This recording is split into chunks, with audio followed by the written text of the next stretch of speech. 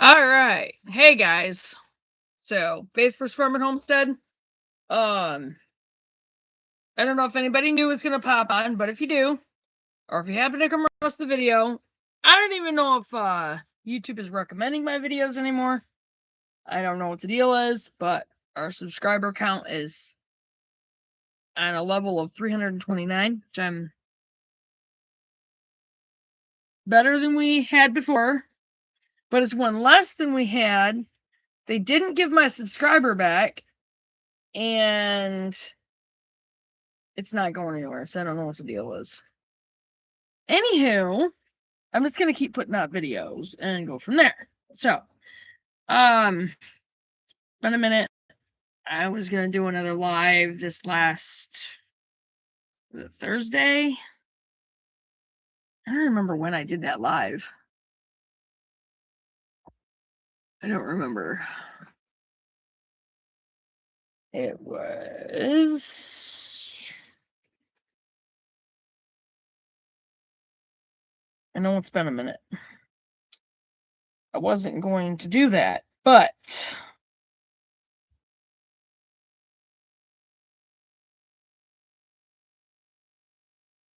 oh, it's been 3 days. It was Friday. Hold up.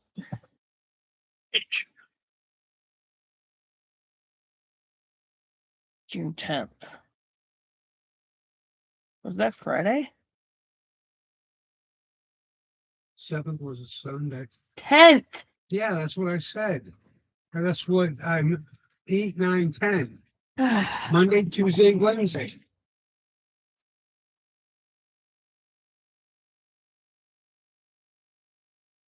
You said the 7th. I was using that as a starting point. Okay, anyway. So,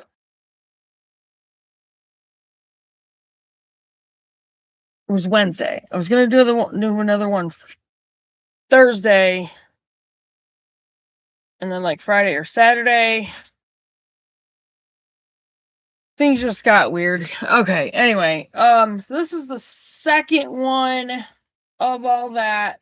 Kind of want to go over with you guys things that we've been talking about, things that I'm working on right now. I pulled out one of my notebooks. They had some of my old garden plans in it that I just happened to. It's funny because I wrote them down out of the beginning of the Backyard Homestead book, and I'm actually glad I did. I wrote all that down. Well, it's in this notebook. I must have written this down before we moved out of the book I gave Chloe, because the new one I had is down there. So I ended up buying a new one of that set down there. And I needed the seasonal planner, which I didn't get down there. But up here I have the seasonal planner, and I have the Backyard Homestead book. And I gave the Backyard Homestead book to Chloe and Zach as a starting point because they moved to Pennsylvania. I gave them that book. I gave them Homesteading from Scratch and one of the backyard medicinal plant ones. Anyway, so, but I wanted to do some garden beds the way they had them written out, diagrammed out in the beginning of the book. So just kind of show you here. I mean, it does look kind of cool that bush beans in the first bed, it's like bush beans, carrots, bok choy carrots, Swiss chard, broccoli, Swiss chard, basil, and then lettuce, onions, lettuce, and then down here, this is all potatoes. You got radishes, oregano, radishes, lettuce, chives, lettuce, pole beans, summer squash, onions, green and red cabbage, onions, parsley, pepper.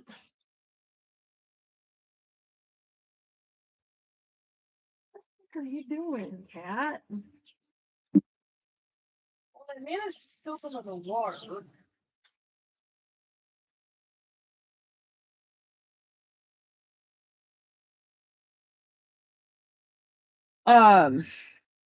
Peppers, parsley, cucumbers, basil, marigolds, tomato, basil, New Zealand spinach, lettuce, and then beets. Kind of try to show you that one a little bit. It's the one in the middle right here. And then beets, bush beans, beets, carrots, bok choy, radishes, Swiss chard, broccoli, spinach, arugula, spinach, lettuce, onions, lettuce, and then more potatoes.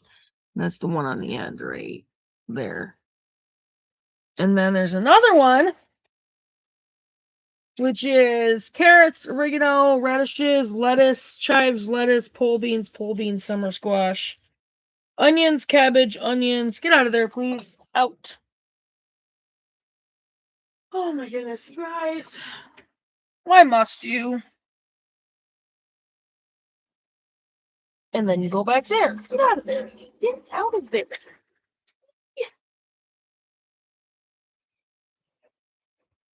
Why? Go.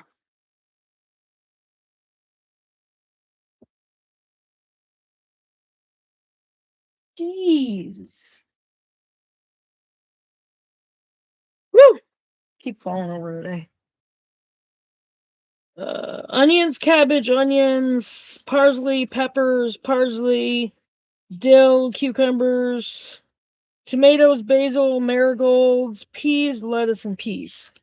And that's that one right there. You can't really see it very well, but. And then there's 3 other beds here, and I'll just kind of let you show you guys a little bit of how those are. It's kind of different, and the wooden frame from the porch that we put out in the barnyard, I'm going to try to work these beds into it. So we'll see how it goes. And then I have some other ones that I was kind of playing around. I don't remember what I took this off from. I don't remember if it was out of that book or if it was just something I was trying to work into the barnyard garden at one point. No. I also want to try to do a victory garden. And that's going to be parsley, 4 rows of corn. And then when the corn gets up to 6 inches, you plant beans and squash in a circle around it. Yeah, or in, I think, around the hill. And then the beans will climb up the corn stalks. And the squash acts like the vine plants are a ground cover to help keep the weeds down. So acorn squash, I might end up changing that to like butternut squash. I might do acorn, half acorn, and then butternut squash. Not in that. Oh yeah. You could do it. I might throw some butternut squash in there too. Cucumbers interplanted with dill and probably marjoram. 2 rows, and then lettuce and cabbage interplanted with kohlrabi. I do want to try it. 2 rows of onions, and then early wax beans, basically just like yellow beans or yellow or I'd like to get some dragon tongue beans and use those. But they're like early and then late wax beans. Usually the ones called wax beans are your yellow beans. You can also use burgundy ones. And then lima beans and turnips. I do have some limas. And then early peas, carrots. And I'm going to do garlic in between the row of carrots and beets. Because it's 1 row of peas, 1 row of carrots, 1 row of beets. I'm going to do garlic in between the carrots and the beets. You're not supposed to plant garlic anywhere near peas or beans. And then or next to, I should say. And then there's green beans or bush beans, and then cabbage interplanted with kohlrabi. And then early spinach. Well, there's two rows of the beans and the cabbage interplanted with kohlrabi. And then early spinach and lettuce, and then Swiss chard and spinach. I really don't want a lot of Swiss chard planted because it's not something. When we had it before, Chloe was here, was eating a lot of salads as well. I mean, yeah, I can make them for me and Scott, but we're not going to go through that much Swiss chard. Just not going to. I can feed it to the chickens as well, but still. It's also not something that you can really put up. All right. So, and then parsnips, two rows with parsnips and radishes. And then after the radishes, later spotted to kohlrabi or something of that like. I might do turnips. I don't know.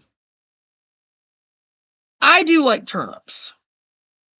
And then a row of early carrots and then late beans. Half early carrots and then half late beans. And then 2 rows of tomatoes interplanted with basil, because basil and tomatoes work together. I'm also going to plant marigolds around, probably in between a lot and around the gardens. I'm going to get a bunch more marigold seeds.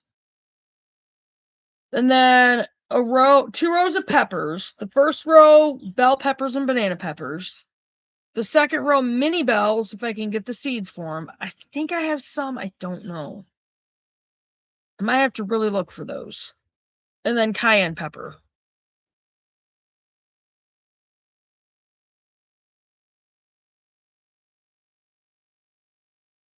And obviously cayenne pepper is medicinal. And with that, when they're ready to harvest, you just pick them. And what I'm going to do is I'm going to cut them, take the seeds out of them, and I'm going to wear gloves because I don't want to touch my face or anything like that. I don't want it in my eyes.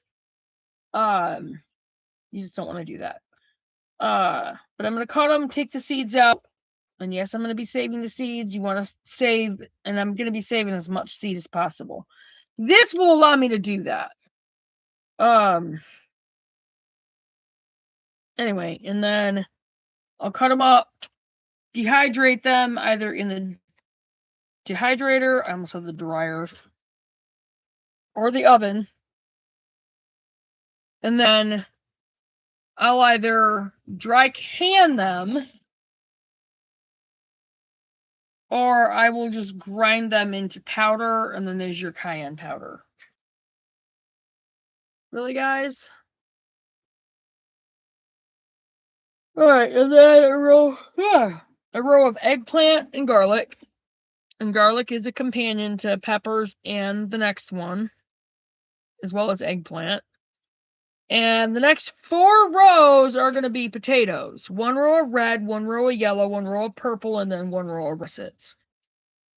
And I'm going to try to make each of these rows 25 feet long, which means 50 of each potato. Maybe. Actually, instead of that, I think I'm just going to go 25 of each one.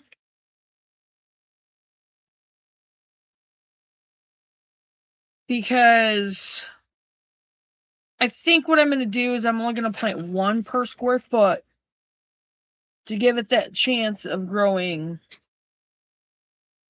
having that room. Then again, it is supposed to be 2. I don't know. I'll figure it out. If I do 2, like it says you can, then I kind of think 1 plant feeds off the other, though. So maybe I will just go 1 plant per square foot.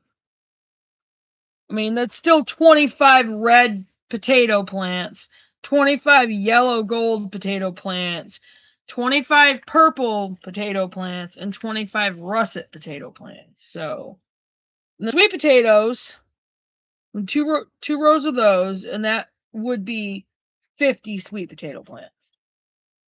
And then I'm going to do garlic in between each of those rows.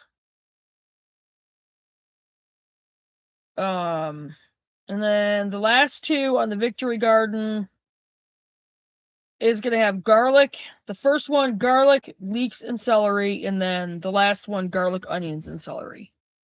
So this works out like I'm hoping.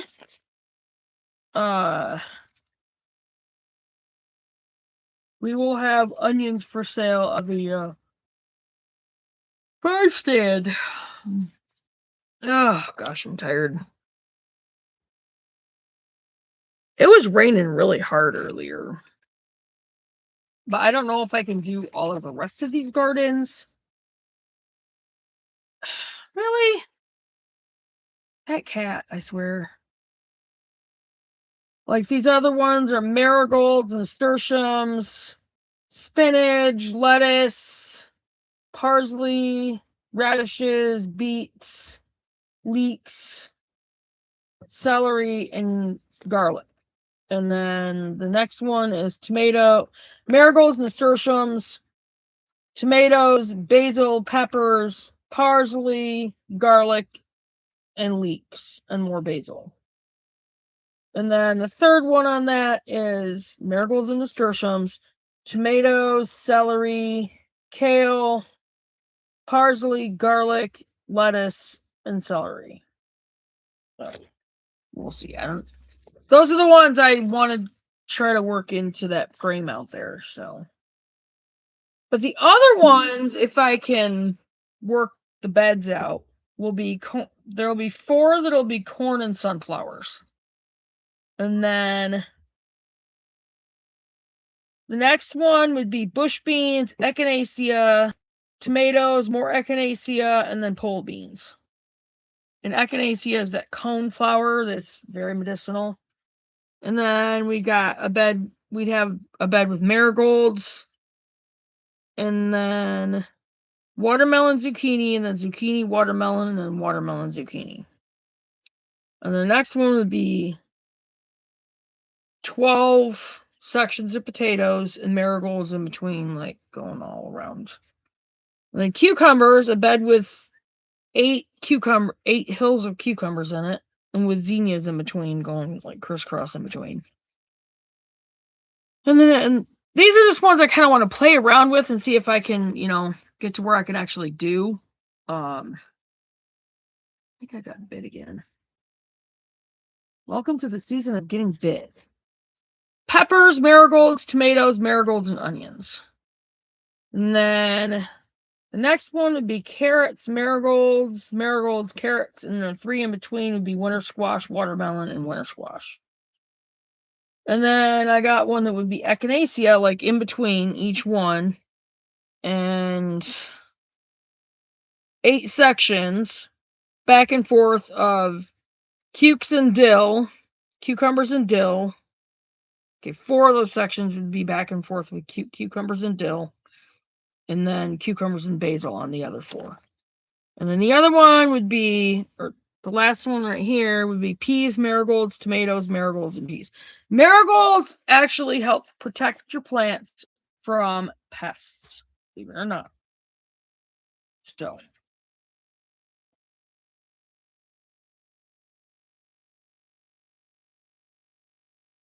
And then this one, get down, would be kind of like the Victory Garden.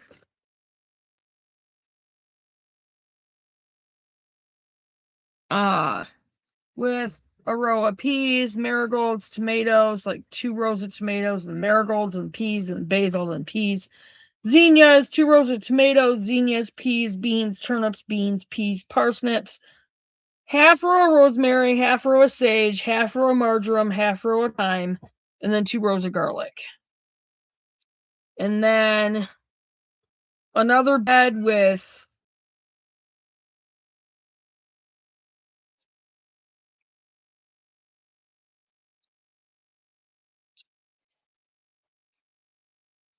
16 rows of corn and beans and squash, like all throughout. So.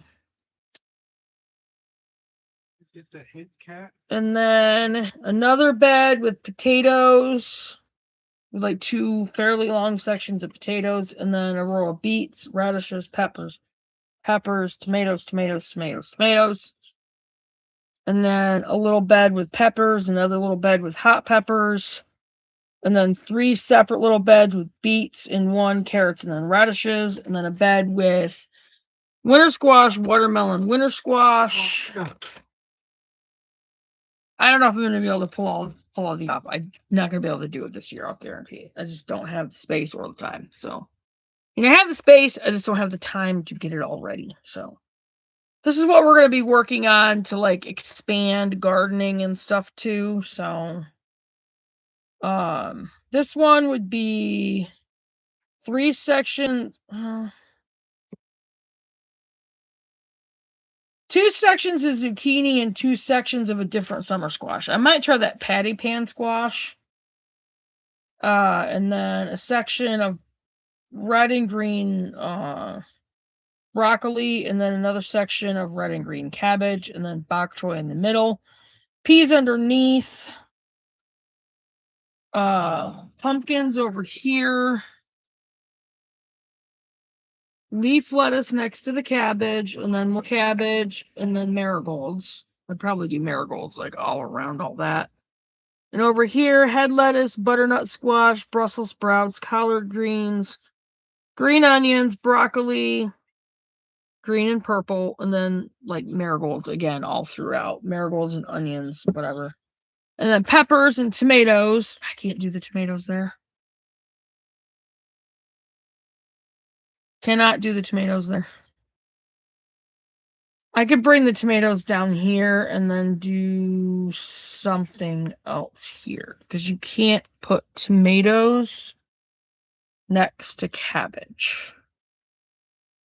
Because it's a brassica and tomatoes do not get along with brassicas. So, and I gotta move those. Can't do peas next to onions. I could move those up there. Because this is marigolds, onions, marigolds, onions. But I could move the onions up here.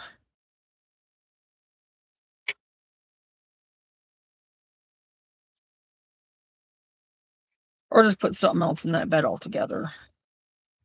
And then beets, onions, salad greens, spinach, garlic, leaf lettuce, tomatoes, garlic, marigolds, tomatoes. And then long row of beets, long row of peas, long row of bush beans, long row of pole beans, and then section of collard greens, section of kale, section with a short row of turnips, beans, peas, and then a section with summer cabbage and celery, section for leeks, and then a probably 85% row of red potatoes, yellow potatoes, purple potatoes. And that is that. So that's what I've been working on today. So, you know, I went out and looked at that garden area out there, and it does look like it's going to work. So, at least with those first 7 beds.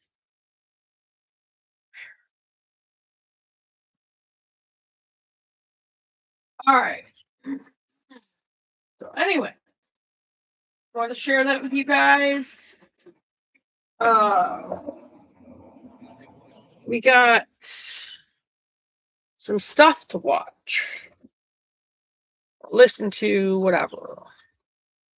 This is going into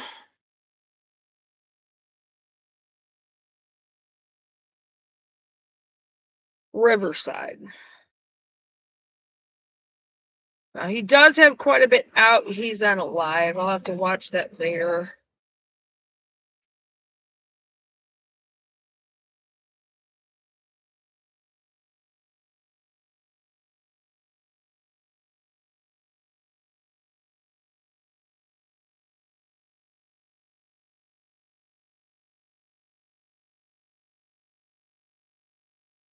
All right.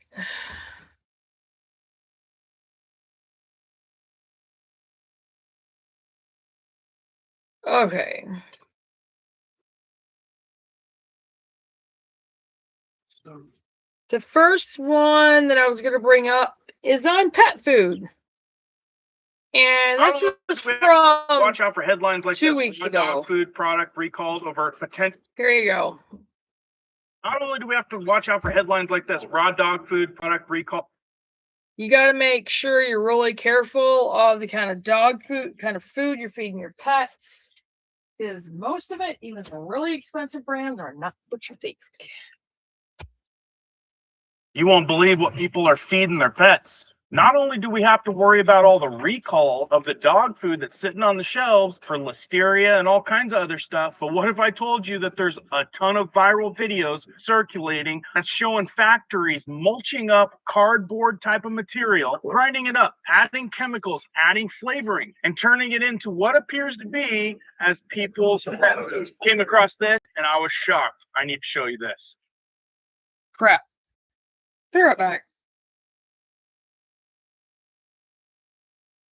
Hey guys, my name is Cohen here at Riverside Homestead. If you're brand new here, welcome. If you guys are into prepping tips, emergency preparedness, and most important, news and awareness that affects you, be sure to start this video off with a like, hit that notification bell so you guys can stay up to date, and let's begin. How bad is the food that we're giving our pets? Well, it depends on what you're feeding, but it's pretty bad. When I was a student, we went to Italy and we went to Assisi. It was fantastic, and we were looking at examining dogs there, and they were all healthy. And even the old dogs, nobody was fat, nobody had bad teeth, everybody was in great shape. And I said to them, because this was 30 years ago or more. And back then we already had fat. American dogs were fat with diabetes and hypothyroidism and bad teeth and all the things. Now, like I said, not only do we have to watch out for headlines like this, raw dog food product recalled over potential salmonella risk, and I can circle back on that in this video and give you exactly which ones they're recalling and why. Like I said, that's not bad enough. You got to see this video right here. Absolutely blew my mind. And I'm reading all kinds of other posts like this. Your dog is dying 10 years earlier and you're paying the offenders. This post says, fact, U.S. dog lifespan has crashed from 15 years in 1970s to barely 10 years today. Fact, cancer now kills 50% of dogs over 10, virtually unheard of 50 years ago. More facts, kidney failure, allergies, obesity, arthritis, all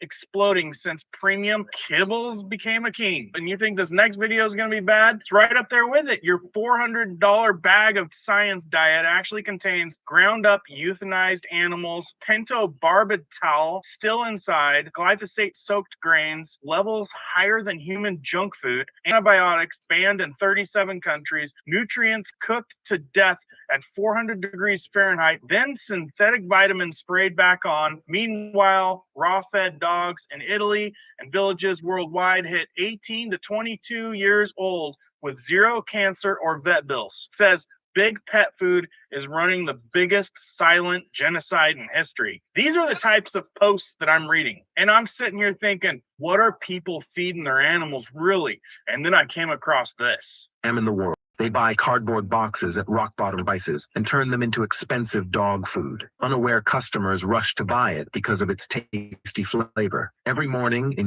hidden factories, truckloads of raw materials arrive, recycled, discarded cardboard boxes. Their surfaces are yellowed, damp, moldy, sometimes mixed with plastic tape and fungus. To them, what should be trash for the landfill is a treasure for making dog food. First, the cardboard is ground into tiny pieces by roaring shredders, then dumped into a mixing pool with large amounts of water to form pulp. The smell is sour and foul, enough to make a person gag. But to make it taste like meat, workers pour in artificial flavors and colorings. Beef, chicken, milk, whatever flavor they want, they create. Once mixed, the pulp is pushed into high-temperature dryers. Moisture evaporates quickly, and the pulp is baked until it's hard and brittle, then cut into uniform small pellets. They look like premium-baked dog food, but feel like dried cardboard. In the final step, the fake dog food is packed into colorful bags with reassuring brand names and ingredient lists placed in pet stores or sold online, suddenly becoming high-priced, quality dog food. You may wonder why dogs eat it so happily. That flavor is all thanks to the chemicals. But over time, the cardboard fibers can't be digested. There's no nutrition, causing constipation, digestive damage, and even slow poisoning. The worst part? Dogs can't speak. Owners don't see their pain and think their pets simply enjoy it. So don't be fooled by packaging and promises. If you truly care for your pet, read the ingredient list and check the source. Don't let your love become a lifetime harm. Now, just to be clear, I'm not saying that that specific video had to do with any recall whatsoever. That very well possibly could be how most dog foods are getting made. And how would we ever know? Are we testing the dog food? Are you chewing up a little bit of this and a little bit of that? Your dog sure and that can't tell you whether it's tasting a little bit off, but you know how they can run chemicals. You know how they can make some of this fast food that we know is not real food taste amazing with a little bit of scientific synthetic this and synthetic that, which is never good for any of us. But stories like this are exactly why many pet owners are starting to question what's really going into some of this processed pet food. Now, folks, what they're making in this video looks exactly like what pours out of these pet food bags, right? And with everything else that they're getting away with this day and age, all of the exposure, all the class action lawsuits, all the people getting hurt, how many of these big companies are probably getting behind this and filling their bags with something like that, which is probably coming from overseas, Asia somewhere, and probably for pennies on the dollar. I mean, these big corporations don't put profit over people, do they? Or profit over pets? Yeah, pets aren't going to be complaining. They might be keeling over 10 years earlier, but they ain't filling out any class action lawsuits. Now, I know some of you guys are going through this whole thing and be like, well, what do we do? At the end of the video, I'm going to give you a couple homemade dog food recipes that you can make at home that is probably 1,000,000 times better than any of this stuff that are in these bags. So for those of you that don't even own pets, you're just curious at what people are feeding their pets right now and all this craziness, share this out to a pet owner. They might appreciate the information because a lot of people's pets is like family to them. And they want them to stick around a lot longer and probably not have to spend thousands of dollars on vet bills. I mean, because it's a good question, right? Why are dogs in Europe living twice as long as the dogs in America? Let's finish that one little clip. Then we already had fat. American dogs were fat with diabetes and hypothyroidism and bad teeth and all the things. And I said, what are you feeding them? And they said, whatever we eat. And I said, no, that's a sin. We're told that that's the worst thing you could do is feed your dog off the table, right? Yeah, scraps. Well, what were we doing for 10,000 years until the dog food industry evolved? They were eating scraps. Well, I always say to people, what do you mean human food is bad for them? I mean, like, so dog food is good for them? Yeah. I mean, that's ridiculous. It's heated up to 5,000 degrees.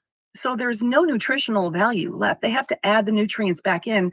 But remember, they put pretty pictures on the bags. It's not good cuts of meat that are in there. It's the crap at the slaughterhouse that we can't eat. So this is, cows that have been treated with antibiotics or pentobarbital's in their food because they've been euthanized, or it's claws, udders, whatever. Yeah. And glyphosate. I got all kinds of threads why your dogs aren't living long anymore and they're getting ailments after ailments, veterinarian bills after veterinarian bills. They're saying vaxes are filled with poisons, and this is why they're eating glue, plastic, paint, dye, cardboard, and dog food's turning vegetarian. Not sure that was the way it was intended. You guys are inundated at stores with everything that you feel like you need to see to believe it, right? It's all marketing, guys. You see probiotic health, smart food, 100% balanced, happy animals, total nutrition, irresistible taste, trusted since 1908, clean teeth, fresh breath, happy dogs and happy cats, real chicken, simple natural ingredients, no corn, wheat, soy, 100% complete balance. Like you guys see everything that you feel like you need to see printed on a bag, which is advertising. You guys should be learning a thing or two about advertising this day and age. They're going to put on there whatever they think that you need to see. If there's a problem with something, they switch it. It's a money cow. What they don't want you to do is feed your animals homemade stuff that's actually healthy for them, because they need you buying their food. Because seriously, in 2013 annual revenues for dog food, do you see those numbers? These companies are making a lot of money off of you buying their dog food. And we all know how business works. If they ain't making more money, they're going to change whatever they're doing to get your attention. Now, all you guys got to do is look up dog food recalls, and they should come up with a list. This one, Raw Energy, detected possible contamination with Listeria monocytogenes and bacteria that could potentially make both pets and humans seriously sick. Now they're saying, according to the FDA, dozens of frozen raw dog food products are affected, and some of the expiration dates all the way to the March 31st of 2026. Now they supposedly halted this one because of the abundance of caution and concern, because they're even saying that this stuff could spread in the home. So if you're feeling nausea, vomiting, diarrhea, fever, muscle aches, or even nervous system issues, meningitis, pregnancy complications, and even worse, the FDA warned that pets may carry the bacteria without obvious symptoms. And they even got a list of states that you might want to pay a little bit more attention: Connecticut, Delaware, Massachusetts, Maryland,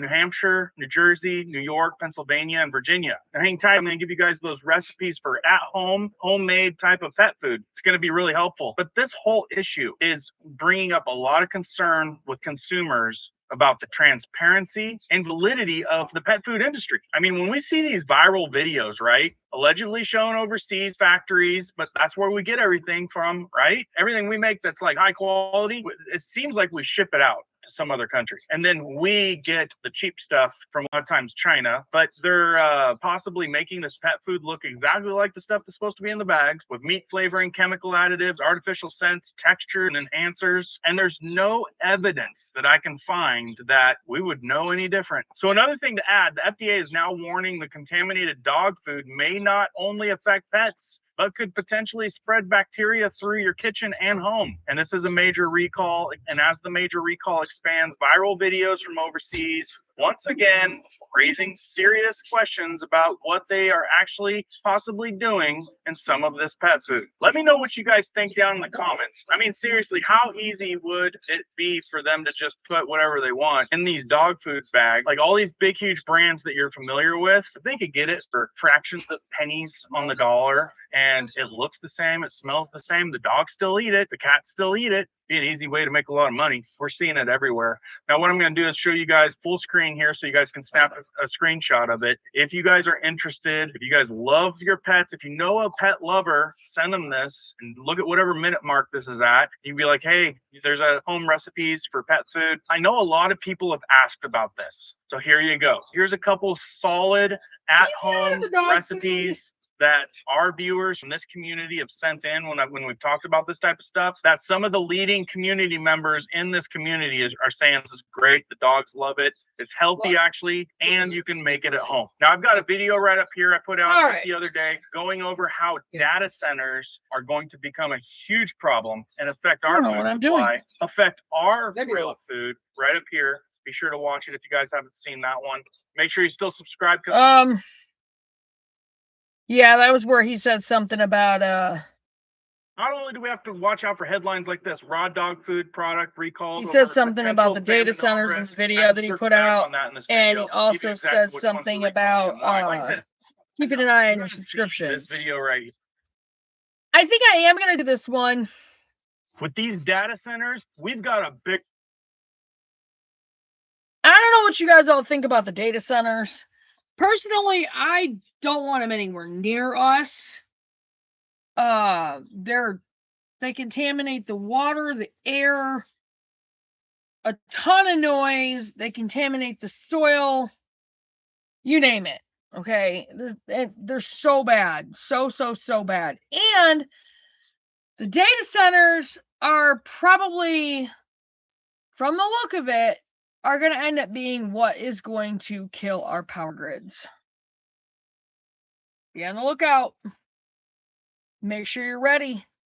With these data centers, we've got a bigger problem. We're already going to pay for it with massive, irreversible 76% electric spikes. Do you guys know what these things look like? Utah's physics professors just compared the proposed Utah Stratus AI data center to 23 nuclear bombs a day. You guys thought it was just one here and there? No. Cheyenne, Georgia, roughly 70 data centers move forward in development, with locals warning of strained water supplies, rising utility costs, and potential property loss. Yep. I'm reading about families being forced off their land, but that's not all. Some local farmers have warnings to the world. For example, this legend right here. Kentucky family rejects a $26 million offer to turn their farmland into a data center. It's my way. I'll stay and hold and feed the nation. 26 million doesn't mean anything to her. We need more families By like the that. way, And I'm going to guys, share with you exactly what she told. This affects us all. our first Important mulberries. information you should know about coming I right put up. these in the fridge, so I'll take care of these tomorrow.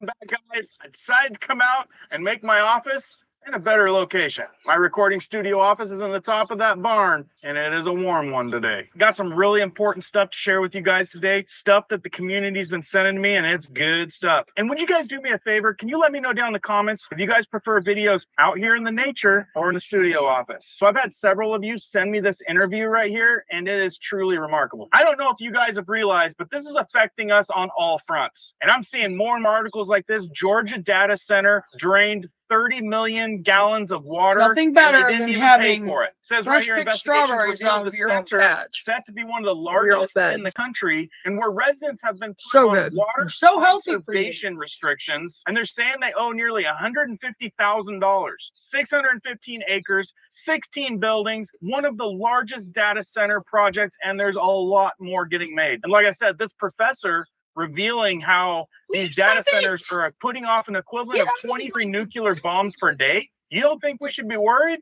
They are what some people are saying, taking people's land, buying up everything. The little farms that we've got getting sold out, strong arming them. Like I said, I want to show you what she says, but let me show you this news article right here. 70 data centers move forward and develop just in Cheyenne, Georgia.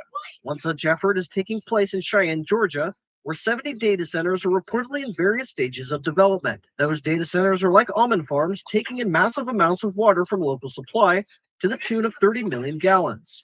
This is highlighting the concerns residents are having over these centers, fearing they'll run out of water, get run out of town amid skyrocketing utility prices, or get kicked out of their homes to make way for the centers.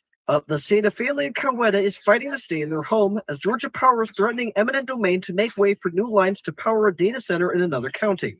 This is a real David and Goliath story, in my opinion. We're going against a $2 billion power company for our home.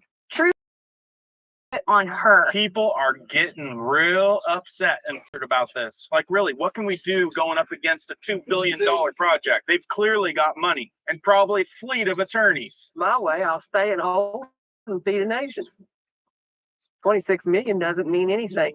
Some people might find it hard to understand how Delcia Bear can turn away a $26 million offer to buy some of her land until you spend a little time with her walking the dirt road she grew up on and in the house her daddy built. Now, I loved her full interview, and I'm going to share it with you. Like I said, we need more folks like that, and you don't know how bad this is going to affect even our food supply. Our real food supply, the stuff that's actually real coming from farmers. Yeah, you don't think that this AI stuff has a play in all the fake stuff that you're going to see in grocery stores because they're all owned by one monopoly? See this link right here? Link in description. As long as we keep buying their stuff with fake ingredients, cheap alternatives, lab-made meat and everything else, we are funding that road. How would it make you feel if you could buy from a store that you didn't have to worry about the ingredients? You could support the local farmer that believes in no hormones and no antibiotics, and you're supporting a family-owned business. Because all these guys at the top are all the same folks, and they all have the same agenda. So if you want to be like me and stop supporting them, check out the link, check out our store. It's a better option for sure. Otherwise, a lot of you guys are going to be in the same position as this gal right here. News article headline, Georgia homeowners sue over $17 billion data center as families say they are being forced off their land. You think you got an option these days. It's about power, control, and money. And people have been bending over way too long and not paying attention, and they're getting their way, and we're going to watch it unfold before our eyes. We're going to get to this amazing gal here in just a second. Miss Ansley, I live in Coweta County, Georgia. We are Noonan, Sharpsburg, Grantville, Moreland, little bit all together there in Coweta County. I wanted to come on here today and talk about something that happened with my TikTok account. So I made 2 videos talking about how Georgia Power is taking families' homes and properties against their will. One of those being my own family. I have a personal connection to this story, which is why it's so important to me personally. Although nobody in this town wants a damn data center, our commissioner still approved it. So therefore, Georgia Power is using easement rights to force homeowners, long-time homeowners, old homeowners, into selling their family properties and their family homes so they can be torn down and power lines be extended to support. How do you guys all these feel data about the centers. data centers? This is wrong on so many levels. But when I made these videos to speak out against it, TikTok banned my videos. They said that they're a violation of community guidelines. I never violated any community guidelines. I only came on here to tell the truth about Those didn't what's work out, happening man. in Coweta County, all- Georgia. This is happening to at least 30 people. Some of them are elderly, cannot handle this on their own. Some of these people have families. Some of these properties have been passed down by generation to generation. This is not an option for Coweta County homeowners. This is something they are being forced to do, even though there are many petitions and other things in place trying to make this stop. Our commissioners still approve these projects. It's wrong. And I feel like people should know that in America, you do not have the right to your land. You do not have the right to your property. They can come and take that from you, and there will be nobody there to help you. And when you speak out against it online, they'll ban your videos. They'll block you. I know all about that. Stuff like that's happened to me. I'm still here because I've learned how to talk. I've learned how to squeeze through the cracks. But I'm sharing you these people's opinion. Research it yourself. Now let's get to this farm lady. She is something else. We're running out of food plots, whether people realize it or not. If you got kids or grandkids, you should be concerned about these hyper data centers. Tell us about the family farm. Me and my brother split it up. It was 1,200 acres since the tobacco program was bought out. We've been pretty much living off what the cattle been bringing in. Did you grow up on this farm? Yes, rode horses all over. It was a cowboy. I mean, a cowgirl. You can still ride it like a pro? I don't know if I could now or not. I have my retinas detached. If I could get my hands on one, I'd probably give it a run for his money. Tell us a little bit about life in Mason County. It's quiet until the local county attorney jumps up and starts wanting to use eminent domain. It's all in the family down there. You know what we call that in West Virginia? The What? Good Old Boy Network. I'd like to call them something besides good old boys. Tell us about what's going on with this whole data center proposal. Oh, out here peaceful, mind your own business. The neighbors start squawking. Is there anything to this proposal? How the heck would I know? I don't have a law degree. The realtor shows up and we'll give you $26,000 an acre. That don't sound like much. About $33,000 an acre. This guy done lost his dang mind. $60,000 an acre. We'll give it to you installment. You can give it in a lump sum, and I'm gonna go see if the bank can handle it. The banks down here said they couldn't handle it. Isn't that something? I think they said that the going rate was around $6,000 an acre down there. They're offering her up over $60,000 an acre and millions of dollars for her property, to the point that the bank said that they can't even handle that. You don't think these companies have leverage? I don't want to adopt you. You got any family members you sign it over to? No, I don't trust none of them neither, thank you. We had accepted it at first. We thought they were going to be able to eminent domain us. Mom was sitting in the yard going, I've got all my flowers and I got to give up your daddy's house and I just don't want to go. So we pulled her name back off the contract. And one of the things that she hated about the contract was you weren't allowed to talk about it. These are red flags in good business. The elected officials here signing non-disclosure agreements, and a company that doesn't want to come forward into the light, they're going Isn't that crazy? They come up and they're like, you can't even talk about this deal to anybody. Can't mention numbers, can't mention anything. Seems fishy, right? Let me know what you guys think in the comments. to treat you going forward years just the way they treated you coming in. We want you out of the way. We got enough money to shove you out of the way. There's been people farming in this area since 1638. Stuff that they're wanting to do to it. It cannot ever be decommissioned and returned to farmland. We're running out of food plots, whether people realize it or not. A good portion of the West has been bought by China. They've got their own herds. They put the meat on a container. It goes back to China tax free. Coming straight from the farmer's mouth. China's buying up the whole area, farming, and then sending everything back that was grown on our U.S. soil to China tax-free is what she says. Then you got the last farmers hanging on by strings, gonna get pushed out from the AI data centers. What's left? All right, guys. Here's the thing with this. This is where you absolutely, if you can homestead in any way, shape, or form, there's always a way to grow something, okay? Be it an apartment or subdivision or something.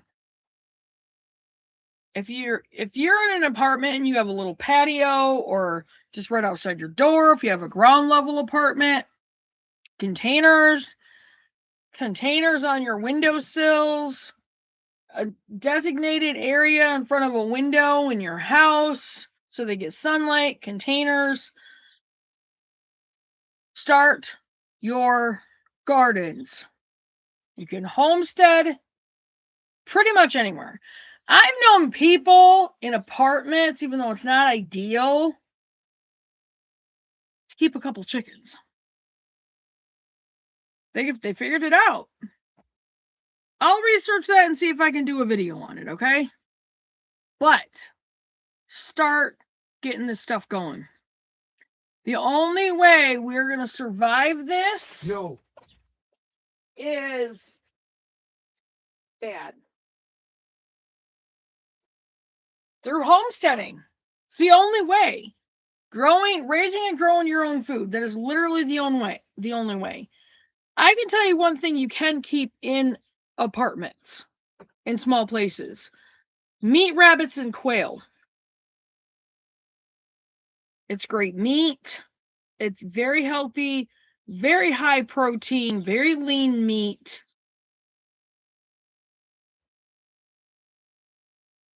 Billy G's fake meat, all the cheap synthetic ingredients that they're Go to throwing in farmers the nowadays. markets. Build everything in a factory. Don't need a farmer anymore. About food. Ain't no two ways about that. They fool around and poison the aquifers because there's mercury and lead and cadmium in the data center. But You all guys that will goes together see with the that- farm chemicals that go into the aquifer. If you got kids or grandkids, you should be concerned about these hyper data centers. So you've been interviewed a lot. What do you think about all these New Yorkers coming to your home? Hopefully they understand that meat that shows up on that grocery store shelf come from out here. There's a lot of them even here in our own county. That vacant land out there, and every one of them don't look like they've ever missed a hamburger in all their days of their life. But it's vacant land as long as they can get some money. I mean, that is a lot of money, 26 million. Pay the taxes on it first. Now tell me what I got left. Probably half. Anytime that you go over, the federal government will insure, and you'll be paying insurance on money. It's just going to be another big old headache paying my butt. You know what the old philosopher Notorious B.I.G. said, right? No, which one is he?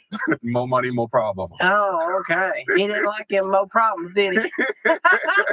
Isn't that something? The times we are living in. Every move needs to be calculated. Every dollar spent, you need to know who you're supporting. Couple things you can do to help me out. Absolutely. Share this video. One, get awareness out on this, because the only thing that we can do that'll hold a flame up against This this is is have lots of numbers. Riverside We are throwing our Homestead. financial support in the same Look him direction of that big monopoly. More people aware, more people that know, the better the chance that anything's either going to stop or slow down at least. And again, remember, travel store that I go to. Eliminate even having to go to the store, comes right to your doorstep. Real American-made, non-toxic stuff, supporting real family-owned business. Help me spread the word, folks. Make sure you're still subscribed because they're taking people off. Stay tuned. Yep, I got they a lot are. more They coming down the absolutely pipe. are. Links in the description. This is the one where he Couple was videos talking you about might have that. missed. Keep prepping. They Keep keep learning. doing it. Keep You doing, have to put folks. them in the We'll see you on the next one. Right. So the next one I actually had written down was this one. This just happened. Toxic tank All right, crisis guys, I gotta just got stop worse. what I'm doing. Tell you about this. Let's head down to the shade. Look, this is the way they cover up all of these natural disasters when it affects us all. But nobody's asking the right questions. For example, extreme toxic environment, and they're washing it into the ground, waterways. The damage is happening, but nobody's talking about it. Garden Grove water contamination. The fire hose nobody's talking about. They've been spraying water on that chemical tank in Garden Grove for 4 days straight. Nobody is asking, where is all that water going? Here's what you need to understand. That tank at GKN Aerospace holds 7,000 gallons of a toxic chemical called methyl methacrylate, MMA. It started overheating. So firefighters did what firefighters do. They sprayed water on it to cool it down. But here's the problem nobody on the news is talking about. They've been running hoses and sprinklers at roughly 50 to 100 gallons per minute. Do the math. That's up to 500,000 gallons of water that has been sitting on, running over, and washing off a cracked, leaking chemical tank. That water is not clean. You guys remember the East Palestine train derailment right there in Ohio near the Pennsylvania border? The major North Carolina spill and toxic everything, right? Chemical contamination everywhere in the waterways. It went quiet, right? Guarantee you the people that are living there are still talking about it. This thing happening in California is a lot bigger and they're not talking about it. Stuff that you need to know. And this is exactly how stuff gets frosted over so people don't panic, but we all suffer. Doing the 10 natural remedies for itchy skin. All right, guys, welcome back. I feel like you guys should know this stuff that they don't want you to know, if you know what I mean. I'm out here by the river. You guys said you guys like this type of environment, so I thought I'd give you another dose. I've got my outdoor desk. We've got remote power. You realize but all it was in the these sun different ways earlier, you and that can thing's do it still in going. charge. Now, look, you guys should know this by now. Way Media, different big sections in the media, binder. They only tell us what we really need to know. Yeah, you Meanwhile, like you got scooping people them all on together social in media a folder talking thing. about the obvious, talking about the stuff that's hidden under the rug, talking about the stuff that's going to affect us. You guys sent me some good stuff. I You want to show guys you. are Seriously, this is starting to look a little bit more like the East Palestine train derailment that you guys remember that came from Hurricane Helene, supposedly. But I'm telling you, the North Carolina contamination was off the charts. That got quiet quick, right? Well, I feel like the same thing's happening in California right now. Let me show you why. Garden Grove water contamination. The fire hose nobody's talking about. They've been spraying water on that chemical tank in Garden Grove for 4 days straight. Nobody is asking, where is all that water going? Here's what you need to understand. That tank at GKN Aerospace holds 7,000 gallons of a toxic chemical called methyl methacrylate, MMA. It started overheating. So firefighters did what firefighters do. They sprayed water on it to cool it down. Now listen, guys, nothing against firefighters. Firefighters are amazing. They just do what they're told. What we're focusing on is something else. But here's the problem nobody on the news is talking about. They've been running hoses and sprinklers at roughly 50 to 100 gallons per minute. Do the math. That's up to 500,000 gallons of water that has been sitting on, running over, and washing off a cracked, leaking chemical tank. That water is not clean. That water picked up the chemicals, and that water went somewhere. Here's the scary part. When water mixes with MMA, it doesn't just carry it, it reacts with it. It breaks MMA down into 3 things. 1, methacrylic acid, corrosive. 2, methanol, that's wood alcohol, toxic. 3, and this is the big one, formaldehyde, that's a known carcinogen. The same stuff used to preserve dead bodies. So that cooling water, it's not just MMA water, it's a chemical soup. Where it goes. Now where does it go? Garden Grove's own city website says this. Storm drains carry water untreated straight to local waterways and the ocean. No filter, no treatment, nothing. The water flows into the East Garden Grove Wintersburg Channel, then into the Bolsa Chica wetlands, the largest coastal wetland in Southern California, then straight into Huntington Harbor and the Pacific Ocean. Same beach, same water, same fish people are eating, ground threat, and whatever doesn't make it to the ocean, it soaks into the ground. Look, this affects us a lot bigger. It's happening in other places. I just saw this post right here. Atlanta just poisoned a river. Thousands of massive fish dead. This is on an X post. 20 to 30 pound bass, carp, stripers, floating belly up 20 miles downstream of Peachtree Creek. That's the Chattanooga River, choking on raw sewage, stormwater, runoff, and decades of neglect in the Atlanta. And you know what they blame it on? Probably climate change. Where's the outrage? Where's the EPA? 20 miles of dead fish. You don't think there's a problem there? Same thing. About to happen to flipping California. Pay attention. Anaheim, Garden Grove, Huntington Beach, Santa Ana, Fullerton, and more. Scientists say MMA can survive in groundwater for nearly 4 years before it breaks down. The berm problem. Officials say they built sandbag barriers to protect the drains. Sandbags, 500,000 gallons, against a chemical that doesn't bind to soil and dissolves in water. I'll let you do that math. Nobody at those press conferences is being asked, where is the contaminated cooling water going? How much has already entered the drain system? Has anyone tested the Wintersburg Channel water? If you live in Garden Grove, Anaheim, Huntington Beach, Westminster, or Santa Ana, your water supply is connected to this. You deserve an answer. Look, guys, if you guys want to just protect your drinking water alone, I've promoted these guys for a while. I use them myself. It's a good bang for the buck as far as high quality RO style filters. I'll leave some information down in the description in case you want to check them out, because nobody is asking them where this contaminated water is going and who it's going to affect. Tested the Wintersburg Channel water. If you live in Garden Grove, Anaheim, Huntington Beach, Westminster, or Santa Ana, Your water supply is connected to this. You deserve an answer. Share this because the news isn't asking. Part 2, your tap water. Here's how this chemical can end up in your tap water and why it takes years to find out. How wells work. Most people think their tap water comes from a river or a reservoir. In Orange County, 77% of your drinking water comes from underground, from wells that pump up from a massive aquifer beneath your feet. That aquifer gets recharged, refilled naturally from rainfall and river water soaking into the ground, which means anything that soaks into the ground near Garden Grove can eventually end up in that aquifer. Look, folks, the stuff that's coming through your faucet, if you're still drinking water out of there and throwing it into the Brita, it ain't going to work. You got to have something that gets the toxins out because that's what's going in, not the rainwater. Naturally from rainfall and river water soaking into the ground, which means anything that soaks into the ground near Garden Grove can eventually end up in that aquifer. The 4-year problem. Here's what makes this scary. Scientists measured how long MMA survives in neutral groundwater, water with normal pH, like drinking water. The answer, 3.9 years. That means a contamination event today doesn't show up in your tap water tomorrow. It shows up months or years later, after it's already migrated through the aquifer and into municipal wells. By the time it's detected, millions of people have already been drinking it. The formaldehyde angle. Is this why they feel safe not talking about it? Because it's going to take some time before it hits your glass of water. Tell you what, people are getting smarter, especially people paying attention to people on social media, because we're going to say it like it's guaranteed. Big news medias aren't allowed to talk about that kind of stuff. And remember, MMA doesn't just stay as MMA in water. It breaks down into formaldehyde. There is no safe level of formaldehyde in drinking water. It's a group 1 carcinogen, the highest classification. Same category as asbestos and tobacco smoke. That's what's riding on that cooling water runoff right now. Call to action. So here's what you can actually do right now.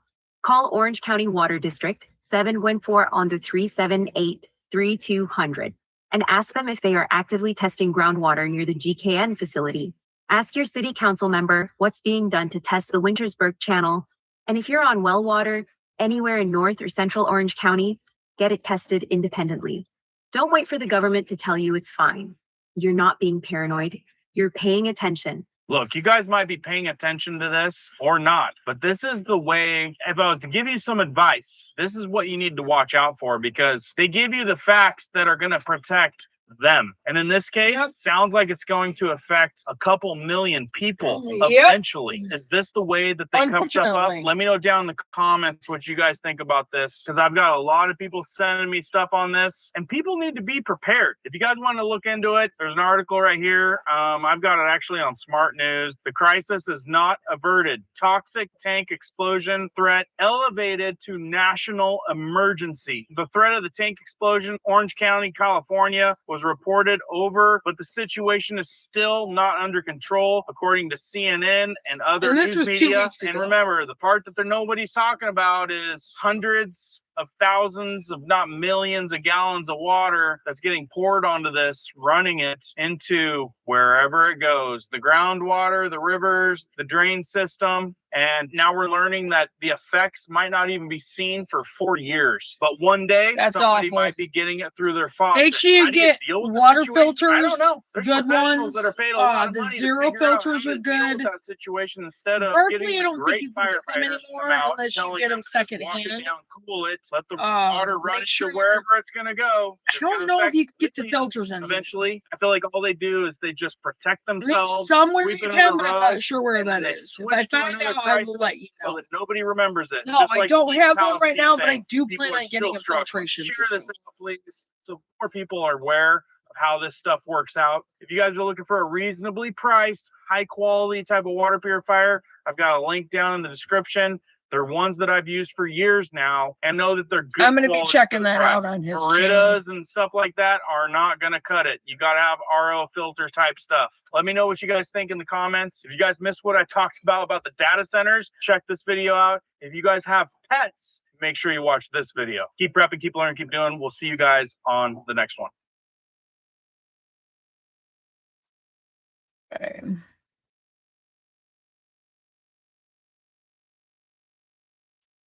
Everything good? Okay, everything good? All right, so Everything is looking good. this one is do not eat this. Stop eating this now. Our food is getting out of control.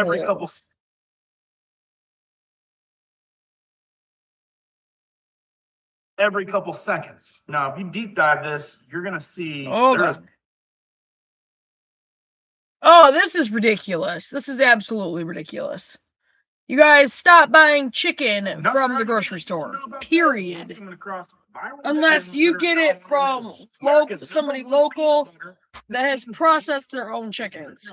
Period. Pesticides at the highest level recorded. How the entire chicken industry is going to be made from lab-made bioengineered chicken. It's And at the rate ridiculous. they're making it, it's being sold somewhere. You're probably eating fake chicken. And that's not all. Brand new salmonella recalls go beyond Kroger croutons and are affecting Walmart now and Aldi and other pizzas. And this issue is continuing at a rapid rate. More than 3 dozen snack products pulled as salmonella fears hit major brands. Why is it that everything that we buy nowadays from big box is either contaminated or got some kind of toxins? I have a feeling you guys are never going to buy this stuff They're ever doing it on again. Important purpose. information you should know today coming right up.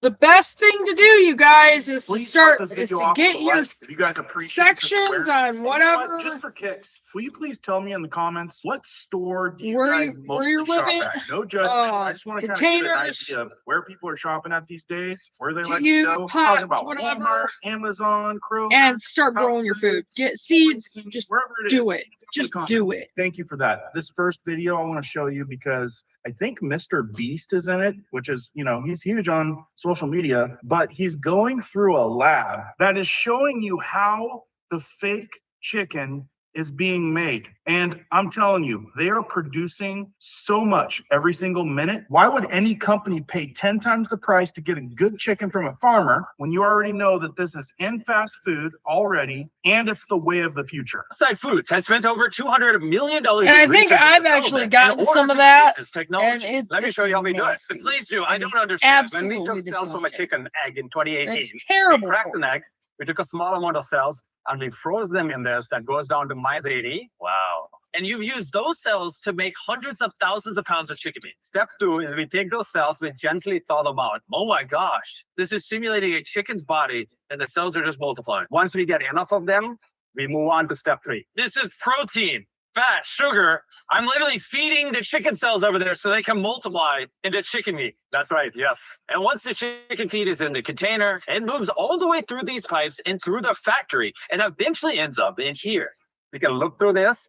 You'll see chicken cells just swimming and swimming in there. Oh my goodness. It's a lot of chicken. So every 2 seconds, this produces a chicken's worth of chicken meat. Yeah, every few seconds. Okay, first of all, was that really Mr. Beast? Because my kids say he's kind of a big deal. I don't know. I researched for kind of stuff, but this is the first time I've ever seen him kind of in my corner of the room. You know what I mean? Did you hear that right? Every couple seconds, they produce the entire amount of a whole chicken. Think about the data centers, right? They're going up left and right because it's providing a value that's hooked to a lot of money. They put $200 million into this already. Just this one company. This is the type of thing that triggers this thought in my head. They're going to make a lot of money because they're going to be able to offer chicken probably at a fraction of the price. It's probably going to be induced with all kinds of stuff that makes it taste better, more addicting, all that kind of stuff. And then you're going to have other startup companies following suit. You're going to see all these factories going up, all with tons of machinery that pumps out a chicken every couple seconds. Now, if you deep dive this, you're going to see there is most likely already a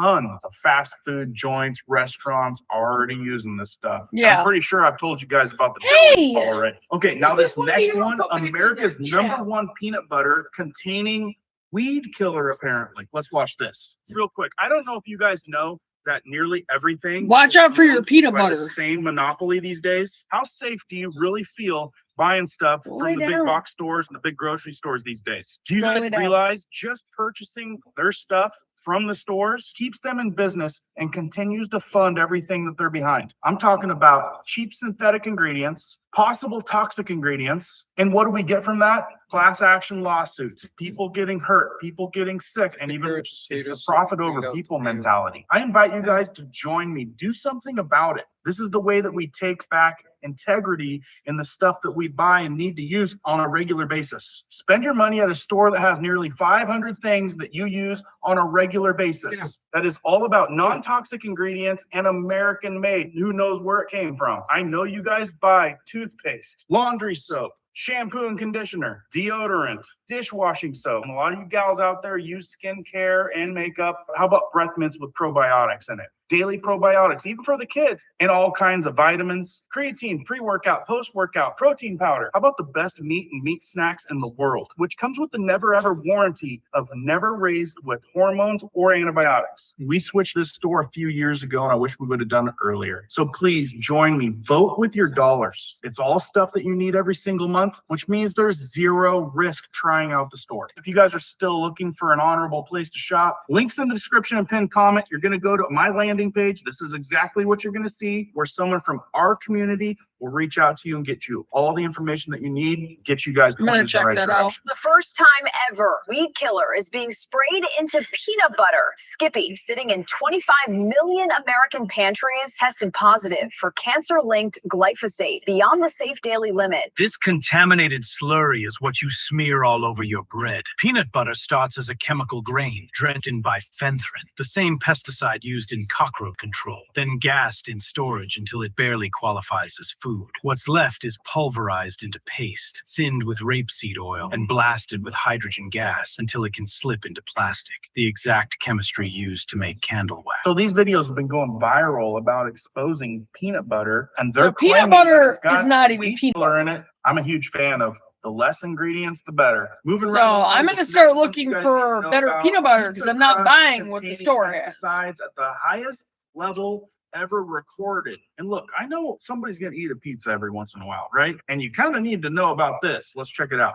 News for pizza lovers. Domino's crust just tested positive for a pesticide used in lice-killing shampoo at the highest level recorded. The bombshell lab report also named 4 chemical fungicides contaminating the dough itself. Domino's didn't just contaminate the crust. They baked 7 pesticides into every slab. That crispy base starts as fungicide-soaked starch, gassed with phosphine, a chemical used in rat poison, then flushed in tap water, leaching 7 pesticides through every kernel. And that's nothing. That residue is bleached and stuffed into petroleum-based plastic before it's crowned with 14 chemical additives at the restaurant. 80% of Domino's crusts scanned 3 carcinogens at detectable levels. Comment exposure to scan safer brand. Told you guys, you probably would never buy this stuff ever again once I show you. Like, you have to do your research. That's the day of age we are. Either you're shopping from a reputable place that does the research for you, or you need to do the due diligence and do your own research because it's getting bad out there.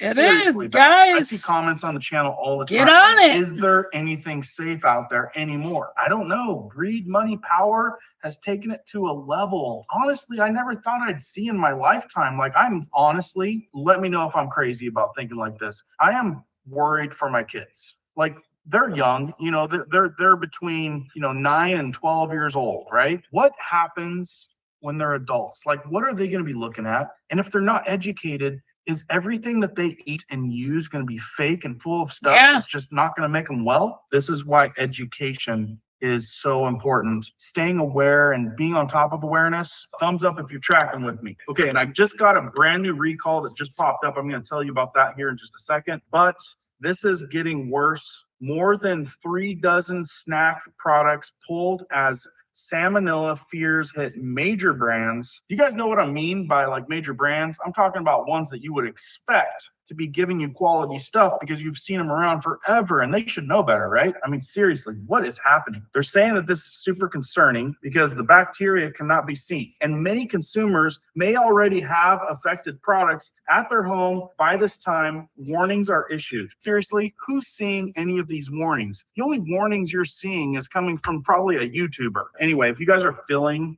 some serious illness, I'm talking about like symptoms that include diarrhea, fever, stomach cramps. Infections can be especially dangerous for young children or older adults and people with a weakened immune system. That's what this hits. Even severe situations where it can become life-threatening. You guys need to look into it. Here's another headline. A growing list of snacks are being recalled over salmonella fears. Toss these products sold at Target and elsewhere. And I think it's quite a few places now. Popcorn, nuts, pork rinds, potato chips, and cheese curds are among the treats linked to ingredients produced by California dairies that might be contaminated. Now, this is looking like it's stemmed from bulk powdered milk, probably used in all this stuff. FDA warnings. Here's a list of things in case you guys want to take a snapshot of this and review it. Quite a few things there, from potato chips to popcorn to sour cream to pita chips and even powdered beverages. A lot of it's sold at Target and other stores, I think. I'll leave a link to this article down in the description in case you guys want to dig into it a little bit more.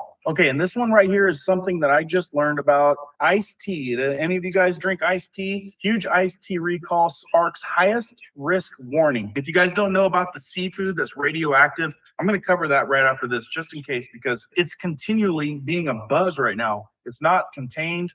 And the last thing you guys want is some radioactive seafood, right? So a recall of various beverages due to possible presence of undeclared allergens have received the highest risk warning by the U.S. Food and Drug Administration, the FDA. The company is Wawa Beverage Company in Pennsylvania. Right here's a picture of it. If you guys have allergens, and it's definitely not declared on this product, this is a brand new recall. And if you guys haven't heard about the radioactive seafood, you got to watch this. Walmart is recalling packages of frozen raw shrimp sold in 13 states because health officials said they could contain potential radioactive contamination. The U.S. Food and Drug Administration asked Walmart to recall 3 lots of great value frozen shrimp after officials found cesium-137, a radioactive isotope, in shipping containers and a sample of frozen shrimp.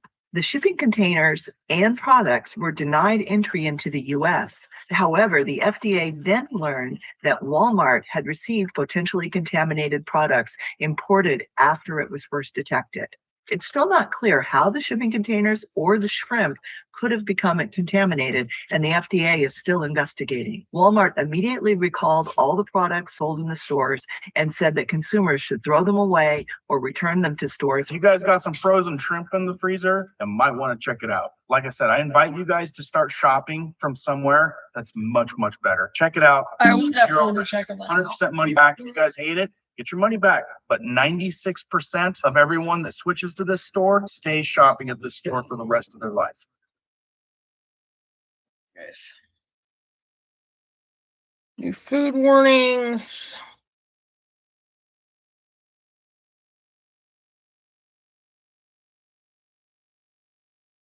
For starting this off with a like, if you guys like awareness that affects. All right, guys, I know this affects you because we're talking about Kroger. Be on the lookout, guys, because your food is not what you think it is. Morrison's, and everything from popular snacks, pasta, green supplements, and get this, I'm reading also an article that says Walmart sued after noodles found infested with moving worms. Look, I know a lot of you guys probably don't know about any of this stuff. You most definitely want to know in case it's in your cupboards, freezer, fridge today. Important information coming right up.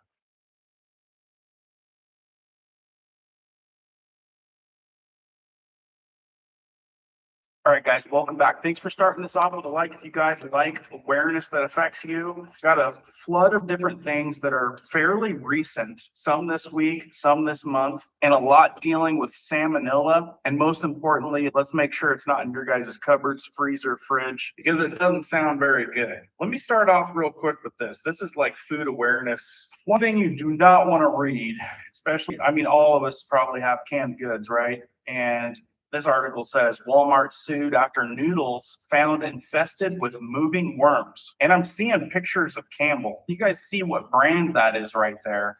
That's a big brand. It says, SpaghettiOs. Walmart and Campbell's are being sued by a Florida mom after she alleges she found live worms wiggling inside a can of SpaghettiOs.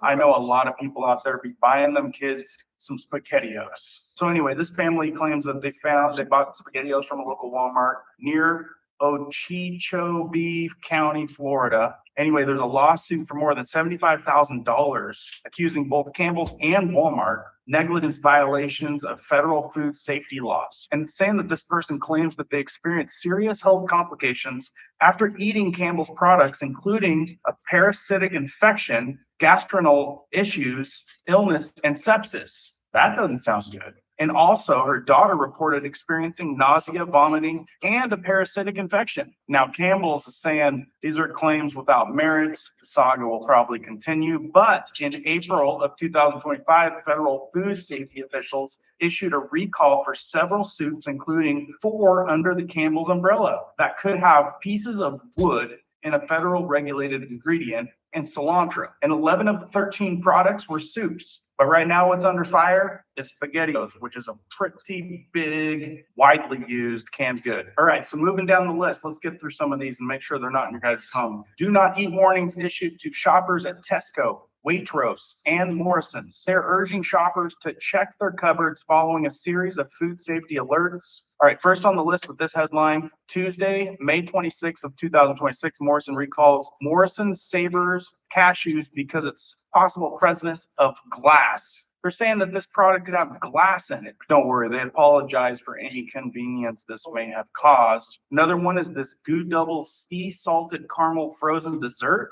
Another headline, popular frozen snack, latest to be recalled over salmonella again. Seems like salmonella is in everything. Last month, several foods recalled over concerns of salmonella, including Costco and Walmart. Lots of things coming off the shelves, including dry powdered milk, which they're saying was contaminated. Select batches of Motor City Pizza, 5 cheese bread. Have you seen that one? It's because the dry milk powder was used in the 5 cheese sauce blend. And here's some other recalls that were impacted.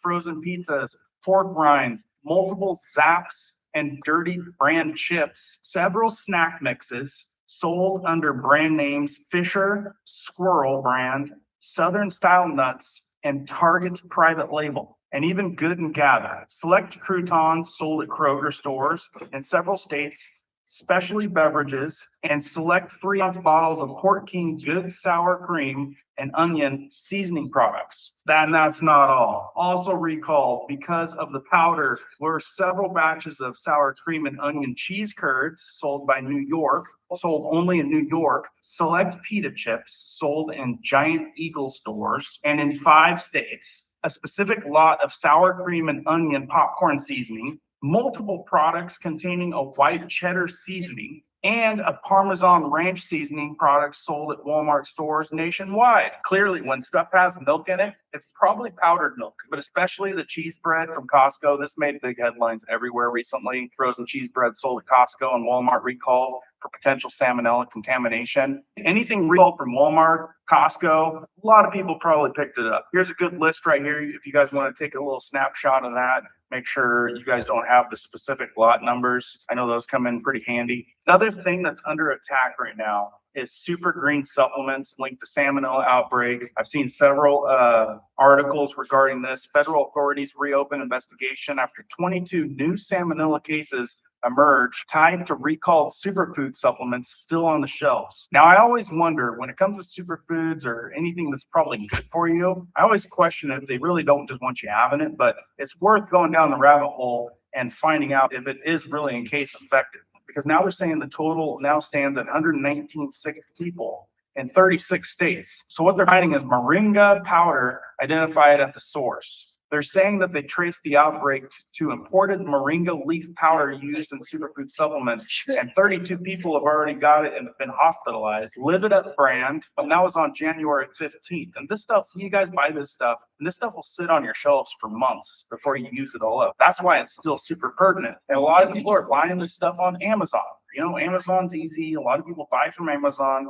And this is what you get with it. And more brands jumped on. I know a lot of you guys use health supplements. So TN Vitamins and Doctor's Pride both made the Total Nutrition Incorporation in Deer Park, New York, were later added to the recall. And like I said, this stuff has long shelf life. It'll sit on people's shelves for a year, 2 years. So some of those expiration dates aren't ending until August 26th. And even February 28th. So anyway, if you guys are taking some health supplements, you might want to check in to those ones specifically, because from Alaska to all the way to Florida, there's 36 states that are affected right now. And in case you guys need a refresher, symptoms of salmonella usually appear in 6 hours to 6 days after exposure and include diarrhea, fever, and stomach cramps. Most healthy adults recover between 4 hours to 7 days without treatment. And I'm not going to lie, I've probably picked this up and the body just got rid of it. But the people that are more apt to have a worse situation are, of course, children, anybody with health concerns, and or above 65 years old. Keep an eye out for high fevers, bloody diarrhea, and dehydration. Anyway, guys, that's kind of the weekly update on food recalls. I'll try to keep you up to date weekly if we've got enough out there, or if it's a big deal. Got a lot more news and awareness and tips coming up. Make sure you're still subscribed. Keep prepping, keep learning, keep doing. We'll see you guys on the next one. If you grew up on an American farm in the 1960s, your childhood smelled like diesel fuel, fresh cut alfalfa, and Sorry. All right, so the next one, I don't know. Well, a lot of you guys have city water, so here you go Imagine on stepping this. into your shower thinking it's just water, only to realize you're absorbing the same chlorine you'd never want to drink. In fact, one shower could be like drinking 8 glasses of treated tap water. The question is, what's really lurking in your water? You can't see it, but every time you bathe, your skin drinks it in. And it's not just your showers, it's your tap water, it's your pools, your spas, a lifelong dosage of this. Stick with me, and by the end, you'll know how to protect yourself and your family.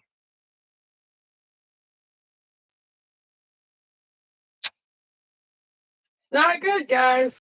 If you guys appreciate this awareness, please start this off with a thumbs up. The more I research this, the more it really makes me feel like, how can we possibly trust who's supposed to protect us? I'm talking about every day when you take a shower and more. You guys got to see what I did up on this. Check this out. Get out of your shower and you are dizzy and nauseous. You think, oh, I showered too hot. No, you didn't. The shower head cuts open the water molecules and the chlorine turns into gas and fills your shower up and turns it into a gas chamber, a chlor gas chamber or chlorine gas chamber. But then there are 256 different chemicals found in our drinking water, including all the drugs that are used for psychosomatic treatments, psychiatric treatments, and so on. So everything that people take, they pee out, the water gets basically back into the water stream, coming back to us through the water pipe. And now we have all these medicines in there. There's even radiation in our drinking water and so on. If it comes from the government, don't trust it. Make it yourself. Wait till you hear what I got next. It gets worse. And the part that really bugs me is I've been taking a shower my entire life. I've been jumping into pools my entire life. And this, well, it really aggravates me. Now, like I said, you guys want to know what you can do to protect yourself from what you're about to see? Stick around to the end. I'll give you a lot more information. What I'm putting in between the faucet water and my mouth, really good affordable filtration systems. I'll talk more about that at the end. And if you want to jump right to it, it'll be in the description and the pinned comment. But most importantly, you guys just need to be aware of what's going on. Showering for 10 minutes without just regular city water is equivalent to drinking 11 glasses of chlorinated water. Oh my God. Yeah, because you're breathing it in and the chlorine goes right into your bloodstream. Remember, chlorine is a halogen type of chemical that causes thyroid disruption. So here's the test that I did. Took a glass of chlorinated water, just regular tap water. First thing I did is measure the chlorine. I showed chlorine in the water. Here's the test. Okay, great. Safe to swim in. Put my hand in the water for 30 seconds, pulled it out, remeasured, no chlorine in the water. Where did it go? Went right into my bloodstream. Holy crap.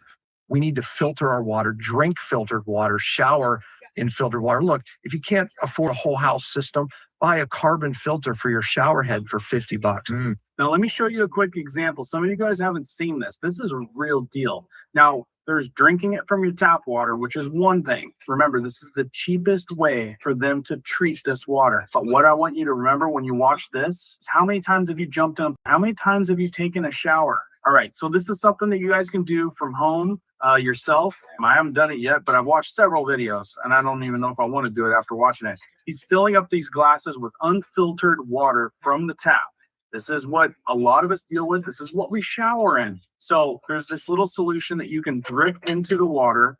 He's doing even amount drips in each glass. Now this detects the level of chlorine. As you can see, it's turning yellow. That is the detection of some serious chlorine. What he's doing there is he's putting his hand in the water for about 15 seconds, and then he adds the drops. Is the water going to detect as much chlorine, or did his skin absorb all of the chlorine out of that water?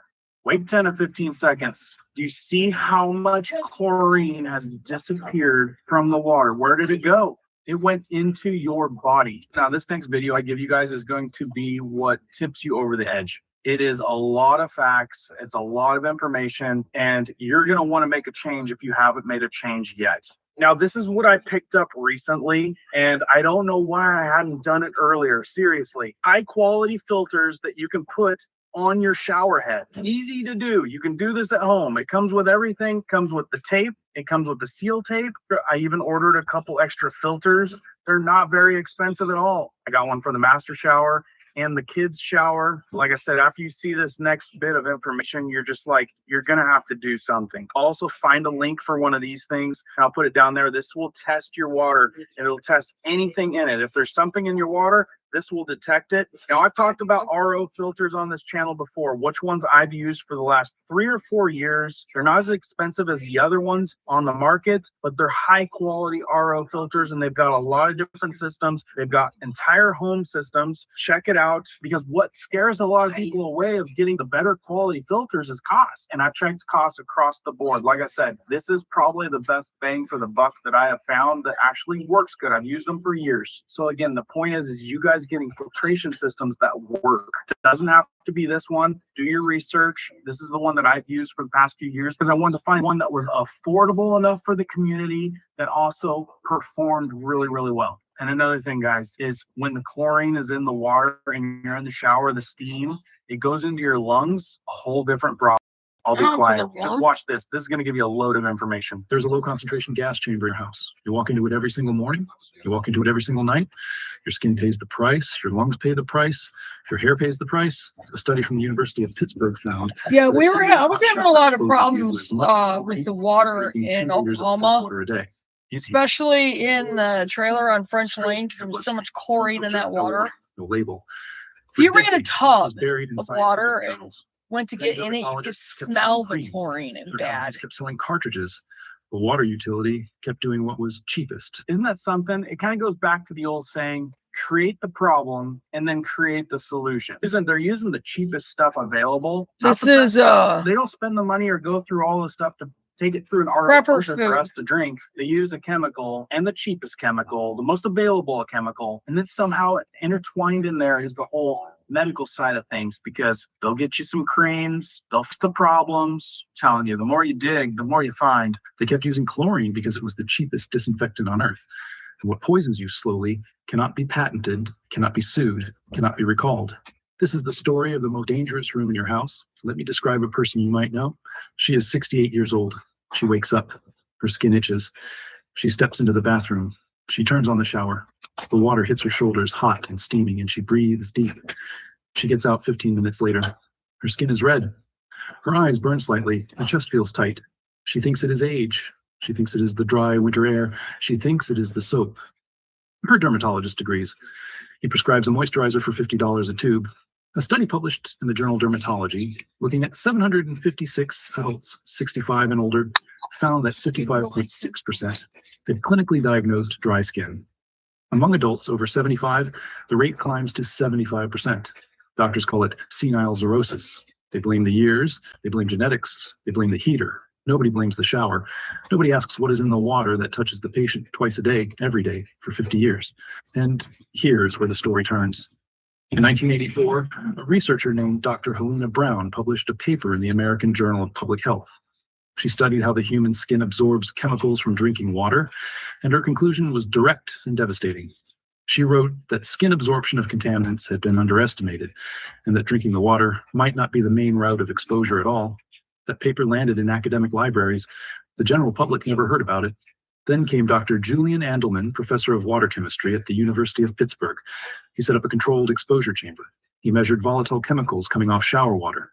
He found that hot showers liberate around 50% of dissolved chloroform into the air. He found that hot showers liberate around 80% of dissolved trichloroethylene into the air. He calculated that taking a 10-minute shower exposes you to as much chlorination byproduct as drinking 2 liters of the same water. Then, a separate study published in the journal New Scientist in 1986 made it worse. Researchers at the American Chemical Society reported that household exposure to volatile chemicals through showering and bathing could be 6 to 100 times higher than from drinking the same water. 6 to 100 times higher for decades in every home in America with water that meets every legal standard. Hold that number in your head. Now let me show you what is in your shower water. I don't know about you guys, but this is aggravating to me to know that this is allowed. And I understand governments not being able to fork over. I mean, they fork over a lot of money in places that we don't feel like it really needs to go, right? So why can't they give us clean drinking water with a better non-toxic chemical or filtration system like RO, reverse osmosis system, versus letting tons of our tax money go in all kinds of places? Take that into effect. You might not want to drink your tap water because you know better, but knowing that you go take a shower and it could be 6 to 100 times worse for you. No bueno. Standards. Hold that number in your head. Now let me show you what is in your shower water. The Environmental Protection Agency sets the maximum allowed level of chlorine in tap water at 4 milligrams per liter. That is the legal ceiling. Most utilities run between 0.5 milligram and 3.5 milligrams. That chlorine kills bacteria. That is its job. It also reacts with organic matter in the pipes. That reaction creates a class of chemicals called trihalomethanes, or TRHMs. The four most common are chloroform, bromidichloromethane, dibromochloromethane, and bromoform. The International Agency for Research on Cancer classifies chloroform as a possible human carcinogen, group 2B. The EPA sets the maximum level of total trihalomethanes in drinking water at 80 micrograms per liter. Below that number, the law calls your water safe. The law was written for drinking. The law was not written for showering. There's no federal standard for inhaled chlorine in a closed bathroom. There's no federal standard for dermal absorption during a hot shower. You are protected when you drink. You're not protected when you bathe. And here's the part the shower industry does not advertise. Hot water changes everything. At room temperature, chlorine sits dissolved in the water, mostly stable, mostly contained. Heat the water to 104 degrees Fahrenheit, the temperature most people shower at, and the chemistry shifts. Up to half of the dissolved chloroform vaporizes off the water surface. The shower head atomizes the water into millions of tiny droplets, increasing the surface area by thousands of times. Bathroom door is closed. Fan is not always on. The vapor concentrates in a small enclosed space. Your pores open, your blood vessels dilate, your lungs work harder, taking in more vapor with every breath. Studies measuring blood chloroform levels found that they spike higher after a hot shower than after drinking the same water. The vapor goes through I your somehow alveoli don't think straight that into your YouTube bloodstream, likes my videos. bypassing the liver entirely. The skin absorbs the rest. Make sure you Warm like and skin share is the roughly 4 videos. times more Share permeable them than cold, with dry skin. everybody. For an older adult, the situation is worse. Aged skin has less natural lipid content. The barrier is thinner. The penetration is faster. Every shower is a chemical exposure event. Every shower for 40 years is 1,460 exposure events per year. 58,400 over a lifetime. This is what I'm talking about. When you learn that kind of stuff, and then you look at the exposure rate, 400 to 500,000 exposure times over a lifetime, that is nuts. If you guys have stuck around, you guys got this far in the video, we've got a couple options. We already know that we need to switch out from non-toxic stuff and everyday stuff. The soaps, the conditioner, the toothpaste, the detergent, the food we eat, just our everyday. We got to watch labels, right? We got to watch labels. We've got an amazing store for that. Furthermore, we need to do what we can in every facet of our life, including the water, including the showers. I sit here and think about, man, the level of chlorine in a pool compared to a shower. We're just talking about a shower. Imagine a pool. It's not good, folks. Do what you can. Continue to learn. Continue to do research. Continue to plug in here. Make sure you guys hit that notification bell if you haven't. I've got a lot more great stuff coming down the pipe. Please share this out. This is the type of stuff they definitely don't want people to know. Let me know what you guys think in the comments. Keep prepping, keep learning, keep doing. We'll see you on the next one. Most what? people.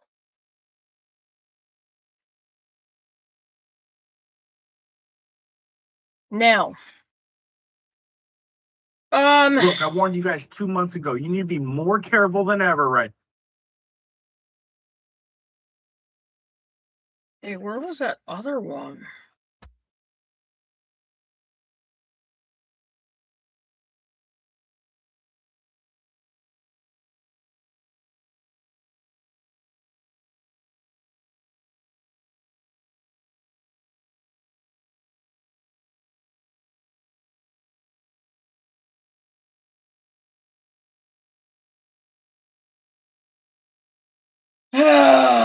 I lost one.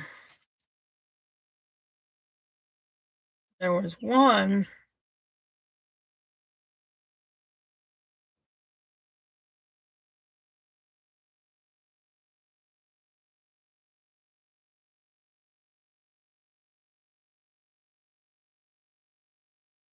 All right, guys, so this is actually appearing to look like it's getting worse. So in this image, you can see where this.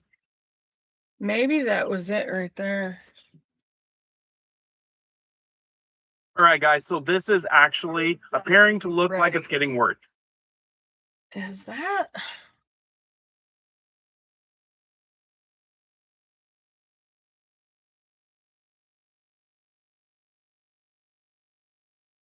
What if this is it?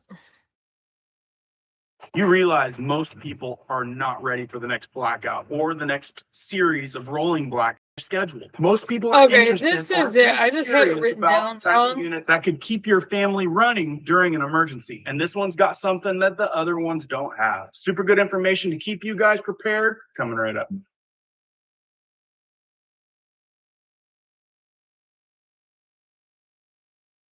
Oh, if I'll play this. Hey guys, my name is Cohen here at Riverside Homestead. And if you're brand new, you're welcome. And if you guys are into prepping tips, emergency preparedness, most important, news and awareness that affects you, be sure to start this video off with a like, hit that notification bell so you guys can stay up to date, and let's begin. All right, guys, welcome back. Today, I'm not gonna, because this one goes. I mean, it's good information, but I really want to bring these to you guys' attention. Picture this. You're already stretching every dollar, trying to save money in what feels like a never-ending economic pinch. Tell me about it. While you're focused on trying to make ends meet, some big box stores might be quietly draining you even further. But if I told you if some of these stores are facial scanning you, doing retina scans, cross-checking it with every social media profile you've got. Today, we're diving into some shocking reports where Walmart's free Wi-Fi might not be so free, and where products you buy may not weigh what they claim. We're talking about subtle weight discrepancies, shorted products, and even sneaky price hikes at self-checkout. If you thought you were just paying for groceries, think again. Let's break down these hidden scams and how you can protect yourself, because every ounce and every dollar matters, especially now.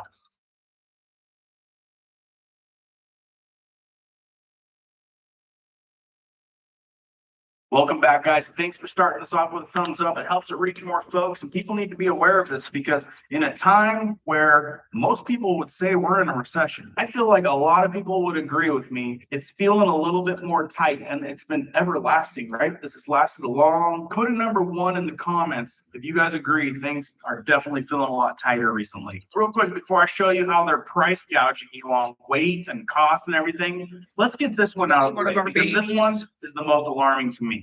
Do you guys want to hear something scary? So I've been working on a paper about Walmart and facial recognition, like technology and surveillance in the self-checkout lines, right? The note is that Walmart works with a company called Clearview AI.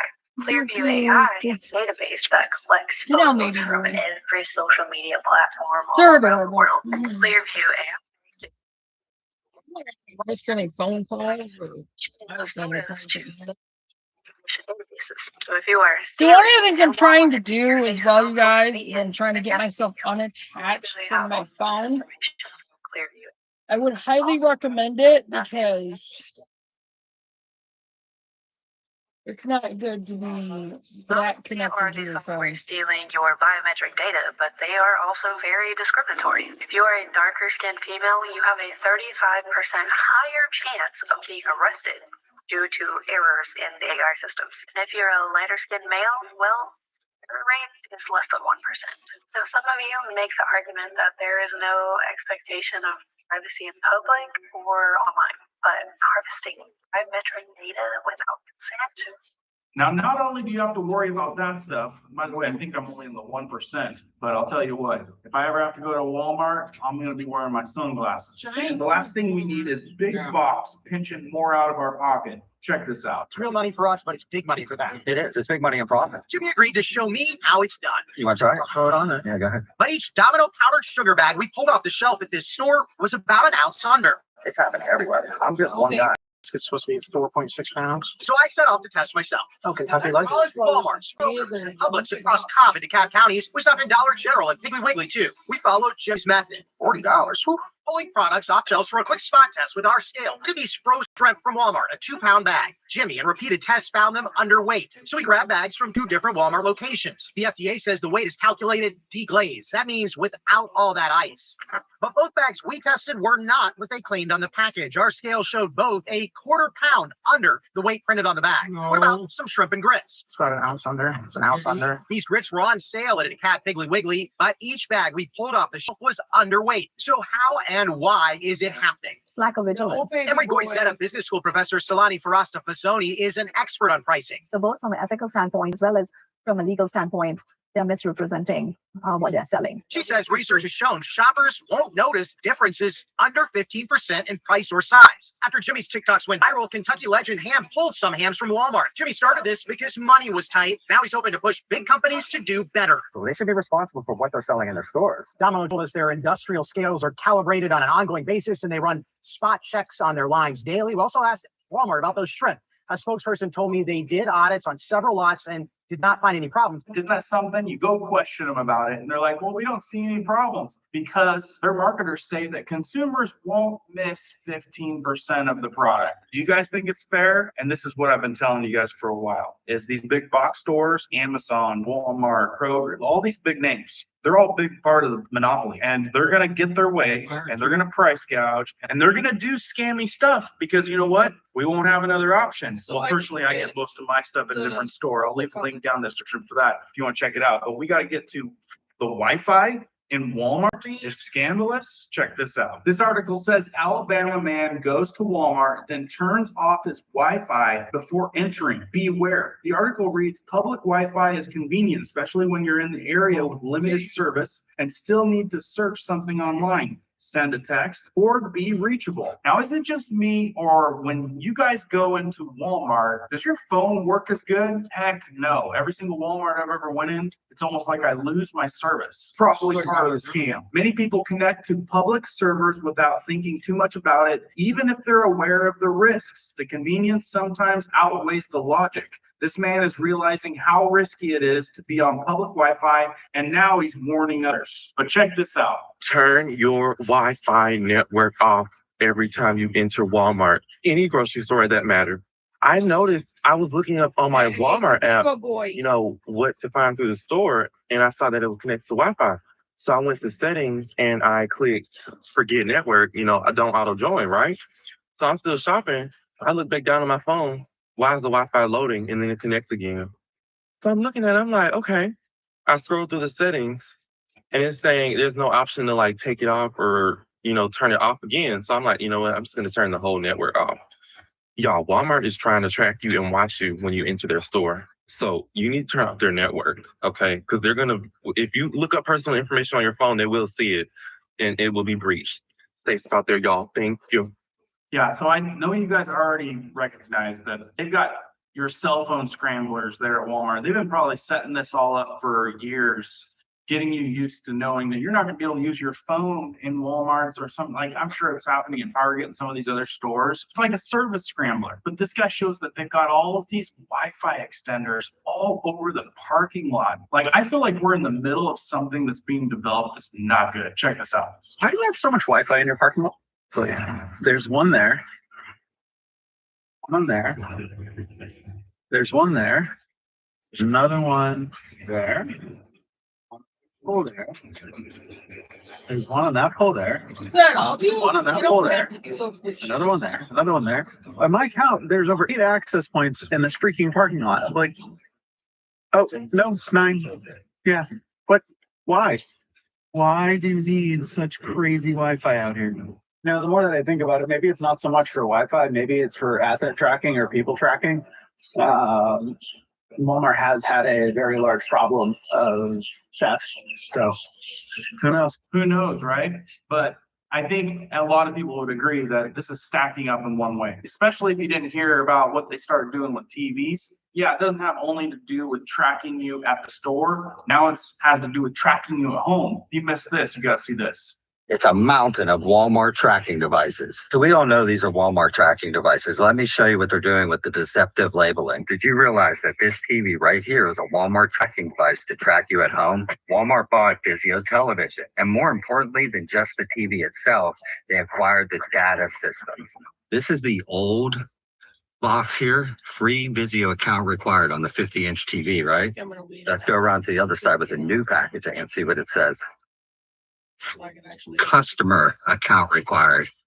And we all know that's a Walmart customer account. From now on, all Vizio TVs will require a Walmart account. You cannot operate these TVs in smart mode unless you have a Walmart account. And like I told you in the former video, they're using these TVs after you set up the account to track everything that you and your family watch so they can market you into their store. Most consumers do not want to be subliminally marketed every time they turn on a device. They're triple stacking them to get them in your home. And what do you know? Walmart has Vizio and on Vizio as the lowest priced TVs in the store. Why the tricks? Why the deception? Why? You have to look at motives. Why would they do that? Why aren't they upfront? Why doesn't it say you need a Walmart account? These are things we always have to ask. So why don't they put Walmart customer account required? They know that if it says that on there, most people are not going to buy it. What does it say about a company if they feel they have to deceive their customer? What does it say about a company that has to deceive their customers to get the product sold? The way that this is headed is not only rapid, it's happening fast, but people need to be aware that you're being scanned, you're being tracked, and they're going to take this thing all the way to your house. You guys think this is good information that everyone should hit the thumbs up? Please share this out. People need to know that they're being watched, tracked, scanned, marketed, and all of their social media probably being watched as well. And the AI is putting together a case file on you, and they're going to market the crap out of you. And if you thought that was bad, then you need to learn about what's actually in the products that you're buying. That video right up there. And if you're worried about water, like, I don't know if you guys are still taking showers at the house, but something to learn about that right here. I've got a lot more coming down the pipe. Make sure you guys are still subscribed. Stay safe out there and keep prepping, keep learning, keep doing. We'll see you on the next one. In 1955, the average American farm kid. And then there's this one. This is one I just watched the other day. This is on the gas, you guys. Look, I warned you guys 2 months Be ago. on the You need to be lookout. more careful than ever right now. Look, I know you guys remember when they said E15 was going to be temporary. 2 months later, it's popping up everywhere. And the bad thing is this might not be made for your car. Older cars, small engines, cannot handle this stuff. People are extremely pissed right now, expecting more options and not seeing them. Temporary, they said, but now it's creeping into permanent. Not only that, they're talking about 37%. I'm seeing all the way up to 50% ethanol already being written into the future. Here, so everybody know what I'm talking about. This E15, that's new. They just slapped that shit on there. This right here, that's never been there before. This is new. I'm telling you, this right here of older vehicles. Say whatever you want to say it is, and I'm sure most of y'all probably right. Y'all probably know what you're talking about. I'm not no mechanic, but this shit right here will fuck your shit up. This is the first time I put this in here because this hasn't been here. They just changed it. I've been running other gas, but this is the first time I put it in there. Boom, my truck ain't running. That guy said his truck is no longer working. And like I said, I've got new information on E27, I think. Okay, they have that. E40 something and all the way up to E50. This is crazy information that definitely affects you guys coming right up.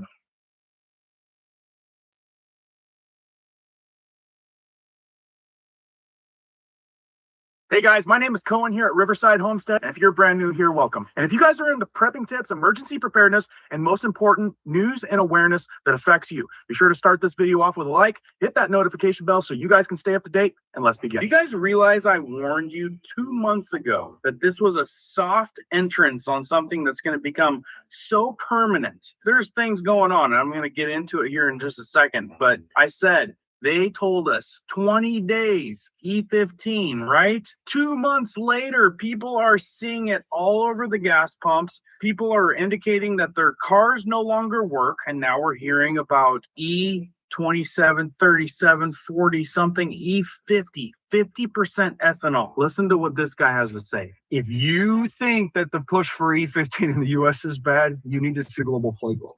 This isn't just a local issue, it's a coordinated agenda, and your engines are paying the price. Take India for an example. They just hit E20, 20% ethanol. 5 years ahead of schedule, drivers are already reporting rough idling and mileage is tanking. Now, I can relate to that right now. I've noticed that I'm not getting this far on the same money. Are you guys? Tell me down in the comments right now. Do you guys feel like you're getting the same gas mileage right now as you did last year? Because my gas, I'm going 3/4 of the distance on what I felt like I was getting a year ago. 20% ethanol. 5 years ahead of schedule, drivers are already reporting rough idling and their mileage is tanking. It makes sense though. Ethanol burns 33% less than gasoline. You're paying the same price, but you drive fewer miles. And even worse, millions of cars that were built for only E10, the government is already mapping out E27. Here's the kicker. Insurance companies in India are already stating that if your engine is damaged by these bonds, the claim is denied. They are mandating a fuel that voids your warranty and leaves you holding the bag. This is happening everywhere. Brazil's pushing E35 by the end of the year. Paraguay just signed a mandate for E50, 50% ethanol. In the US, the fight over making E15 permanent year-round, it's pushing under the guise of going green. But it's really a massive wealth transfer. We are being forced to buy a corrosive fuel that degrades rubber lines, absorbs water, and destroys older engines. The globe is clear. Force into a brand new vehicle or watch your current car slowly die from the inside out. E15 is just the test run. Look at India and Brazil. That is the future they want for us. Protect your engine, read your manuals, and watch what's pumping. Seriously, E50 is not good. And did they say that there's probably some small print out there that if we've got a warranty on our vehicle and something goes wrong with the vehicle, that it's void? It's happening already in India. Is that something that we need to be aware of right now? Like, okay, now we got to be careful of what gas we put in, or we void our warranty on our vehicles. The other part is like, didn't he say that we were gonna, like, even though we had major issues with prices, barrel costs, the Strait of Hormuz, I could have swore Trump said drill, baby, drill to give us some relief. And is anybody seeing relief in the last few months? To help lower gasoline prices for farmers and consumers, this week I issued an emergency order to allow immediate sales of E15.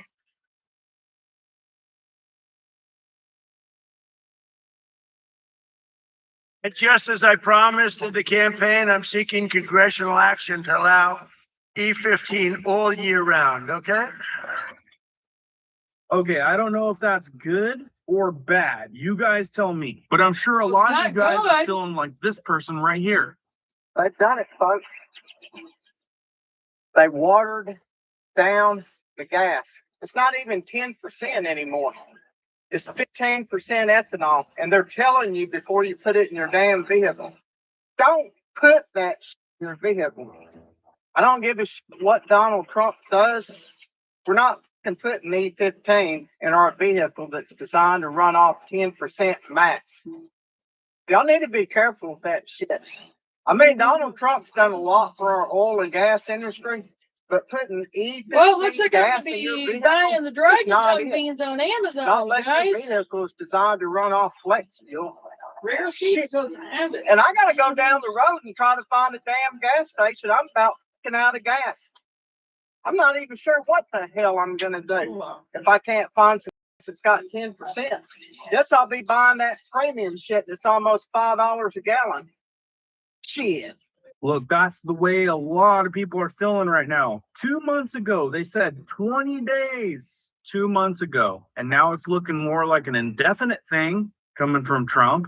And we've got multiple countries saying they're going to go all the way up to 50% ethanol. Where do you think our roads lie? Like, this is where it's headed. Guaranteed. Now, right up here, I did another video. If you guys want to learn how to like protect your vehicle from this E15, if you've got to put it in there, you can watch this video. I'll go over a few different things that you guys can do. I'll also put a link down in the description for those videos. Watch those. They're my ones that I did 2 months ago, saying this is exactly what was going to happen. And if you're wondering why they're trying to do this E15 stuff, pay attention. Okay, I'm not saying that there's a plan to get all the old vehicles off the road so that you need to buy a new vehicle with facial recognition and all the AI sensors and stuff. But if there was, what would they be doing differently? Because listen to this. They've now announced 2025, they can sell up year-round gasoline with 15% ethanol. And now they're putting these stickers on some of the gas pumps saying that this is for use only in 2001 and newer passenger vehicles and flex fuel vehicles. It says don't use in other vehicles, boats, or gasoline powered equipment. It may cause damage and is prohibited by federal law. The thing is, it's not that it may cause damage. It's that ethanol is a solvent. It is not friendly to gaskets. And it also is like water, and it can disrupt and even rust your engine from the inside out. Now, is it a coincidence that they launched E15 under the guise of, here it says cleaner air for Iowa? So are doing this to make the air cleaner? Because last I checked, there's something they could do starting now that would make the air a lot cleaner, and it has to do with, talk about that in another video. Or is it convenient? There's going to be gas and fuel shortages, so they're stretching our supply with it to make sure things keep going smoothly. And there's definitely no agenda behind this. Now, you can go to puregas.org and find an actual, it shows you gas stations that they're ethanol free, which I recommend doing. Ethanol free gas also lasts a lot longer. But anyways, it's also interesting that a whole bunch of junkyards have spontaneously combusted in the last couple of weeks. You know, junkyards where people would be able to go get parts and keep their old vehicles on the road. And then my next question is, how energy efficient, or rather green for the environment, is it to have one vehicle last 30, 40 years rather than buying a new green vehicle made of all new chemicals and plastics and off gases? That's what the new smell is, by the way. It's off-gassing solvents and fumes from the glues and everything. And we know those cars are not built to last. Cars today are not built to last anymore. And if you, with a new vehicle, get your headlight bumped out or you get in a little bit of fender bender, and you think you can just go put a new part from a vehicle in a junkyard in your car? No, it's software locked. There's like computer systems and chips in every single part. You can't just slap something on there or fix it in your freaking driveway. Right? Let me know what you guys think and your thoughts and comments down in the comments section below. And look, if you guys have a newer vehicle, it's still not good for your vehicle. You're going to need to want to make sure that you are on top of everything. Watch. They're going to make us pay the same for crappier fuel. And the PSA, if your car is older than 2001, you can't use this at all. If your car is newer and you're using it, you better make sure you take care of it and doing all the maintenance, because this stuff will literally ruin your car. Let's be honest, there's not a lot of people out there reading a manual, so you better be up on your maintenance and know what's coming up. The easiest way to do that is the car maintenance app. That way, on your phone, you get reminders and it's specific to your car. Because the reality is, this fuel will degrade your rubber lines, absorb moisture, and can even destroy your engine. So you better be on top of this. Listen, guys, I've got 2 other videos that go in detail on stuff, additives that you can put into your car. If you missed those, watch those. If you guys want more information on what this E15 and good Lord, up to E50 will do to your vehicle, watch this. When ethanol blended fuel sits in a tank, the alcohol absorbs roughly 3/4 of an ounce of water per gallon. Past that point, the water and ethanol separate from the gasoline and sink to the bottom of the tank as a corrosive layer. That layer eats steel fuel tanks, aluminum carburetor bowls, and brass jets. It softens fiberglass tanks. It dissolves the rubber fuel lines that came factory on every vehicle built before the mid-1990s. It clogs the paper filter media inside fuel filters that were never specified for higher alcohol content. The marine industry, by its own estimates, attributes up to 65% of all small craft service calls in coastal states to fuel system failure tied to ethanol. E15 does all of this faster than E10 does. 50% more ethanol means 50% more water absorption and 50% more time spent rebuilding Holleys, Quadrajets, and Edelbrocks that worked fine on leaded gas for 30 years. The EPA has known this since 2010. That's something stuck in The my agency's own waiver decisions explicitly excluded pre-2001 vehicles, motorcycles, boats, and small engines precisely because the chemistry does not work. The May 1st waiver does not change the chemistry, it only changes the pump. They did not approve the fuel for the older trucks. They walked the fuel up to the older trucks and called it your problem. In 2010, the Auto Alliance, the Washington lobbying group representing major automakers, published a 500-hour engine durability study covering 8 different engines, simulating roughly 100,000 miles of driving. 2 of the engines tested suffered measurable damage to valves and cylinder heads when run on. You walked into a friend's house in 1985 and the air was different. No. Cigarette smoke hung in the living. That was that. And I think that's it on his latest.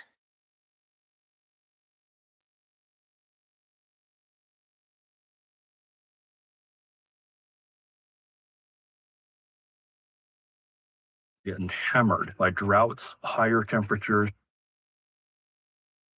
All right, guys, on this channel, we talk about preparedness, and that consists of power outages. We don't know when the next power outage is going to happen. Storms, living off grid. All right, guys, on this channel, we talk.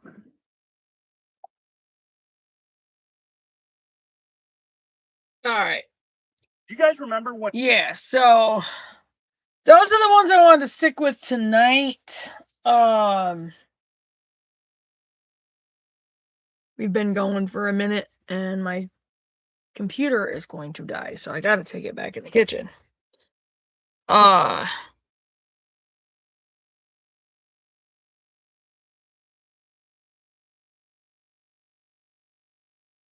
Yeah. As you guys can see, there's a lot of not good going on. But I know you guys, if you follow my channel, you bet you know that, because I try to do these lives and keep y'all informed. You guys, you really do need to like and share these videos, even if you don't watch all of them or listen to all of them. At least watch it long enough to get an extra view on it. Pull it up in the background or something.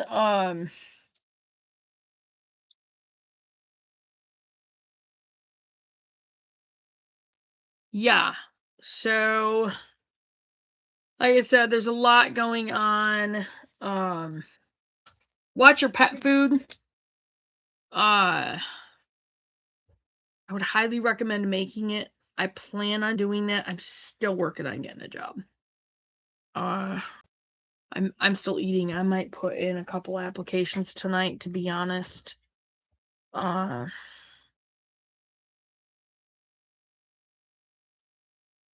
got to do something to get enough money coming in to where, you know, we can afford our prepping and our homestead and everything and what we need to do with our gardens and all that. So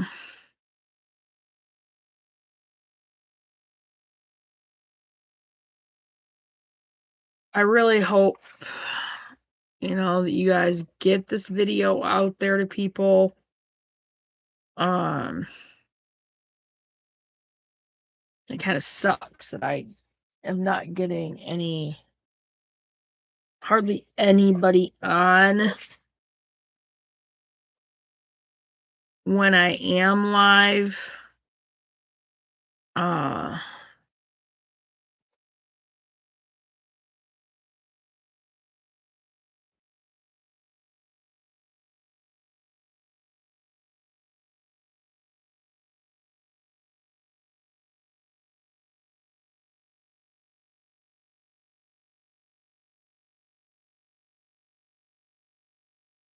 You guys, you really need to just keep an eye out, you know, just you got to do what you can.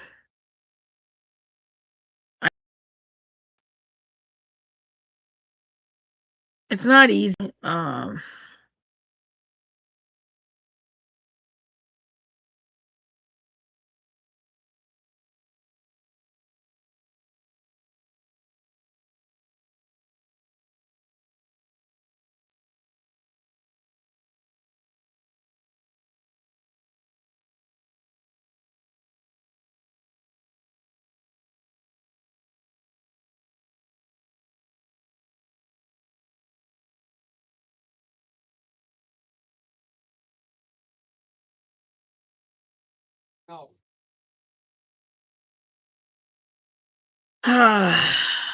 I'm kind of, No. it's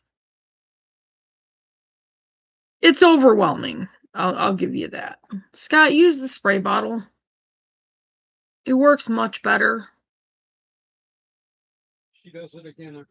I don't know why you don't to begin with. Yes, they're like toddlers, but they're not little kids where words mean anything. Words mean nothing.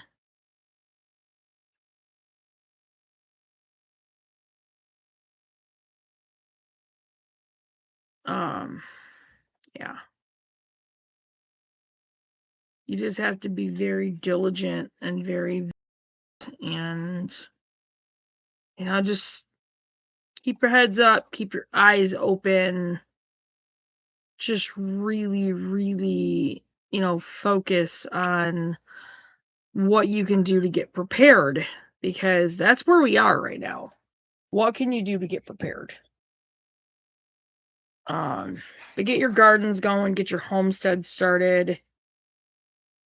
Do that research, look up the homesteading books on Amazon.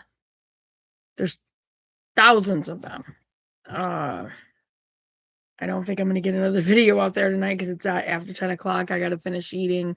I'm going to do the dishes and we're going to have to go to bed. And so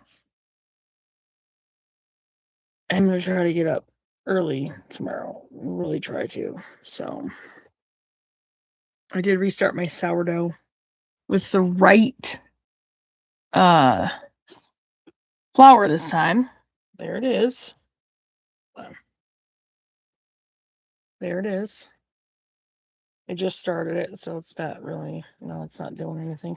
It is the right consistency, though. So, that makes it happy. Anyway.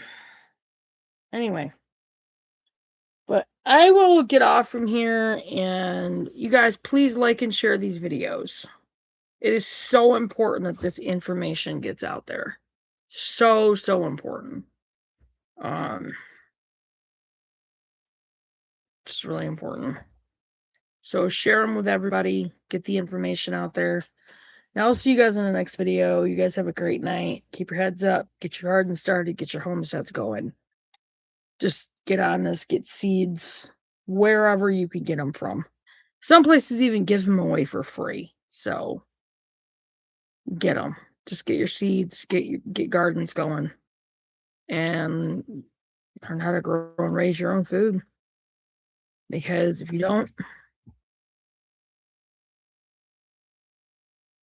it's going to be really tough. And being part of the system, unless you're literally willing to sell your soul, it's not worth it. It's just not worth it. So get ready to raise and grow your own food. And I'll see you guys in the next video. Bye, guys.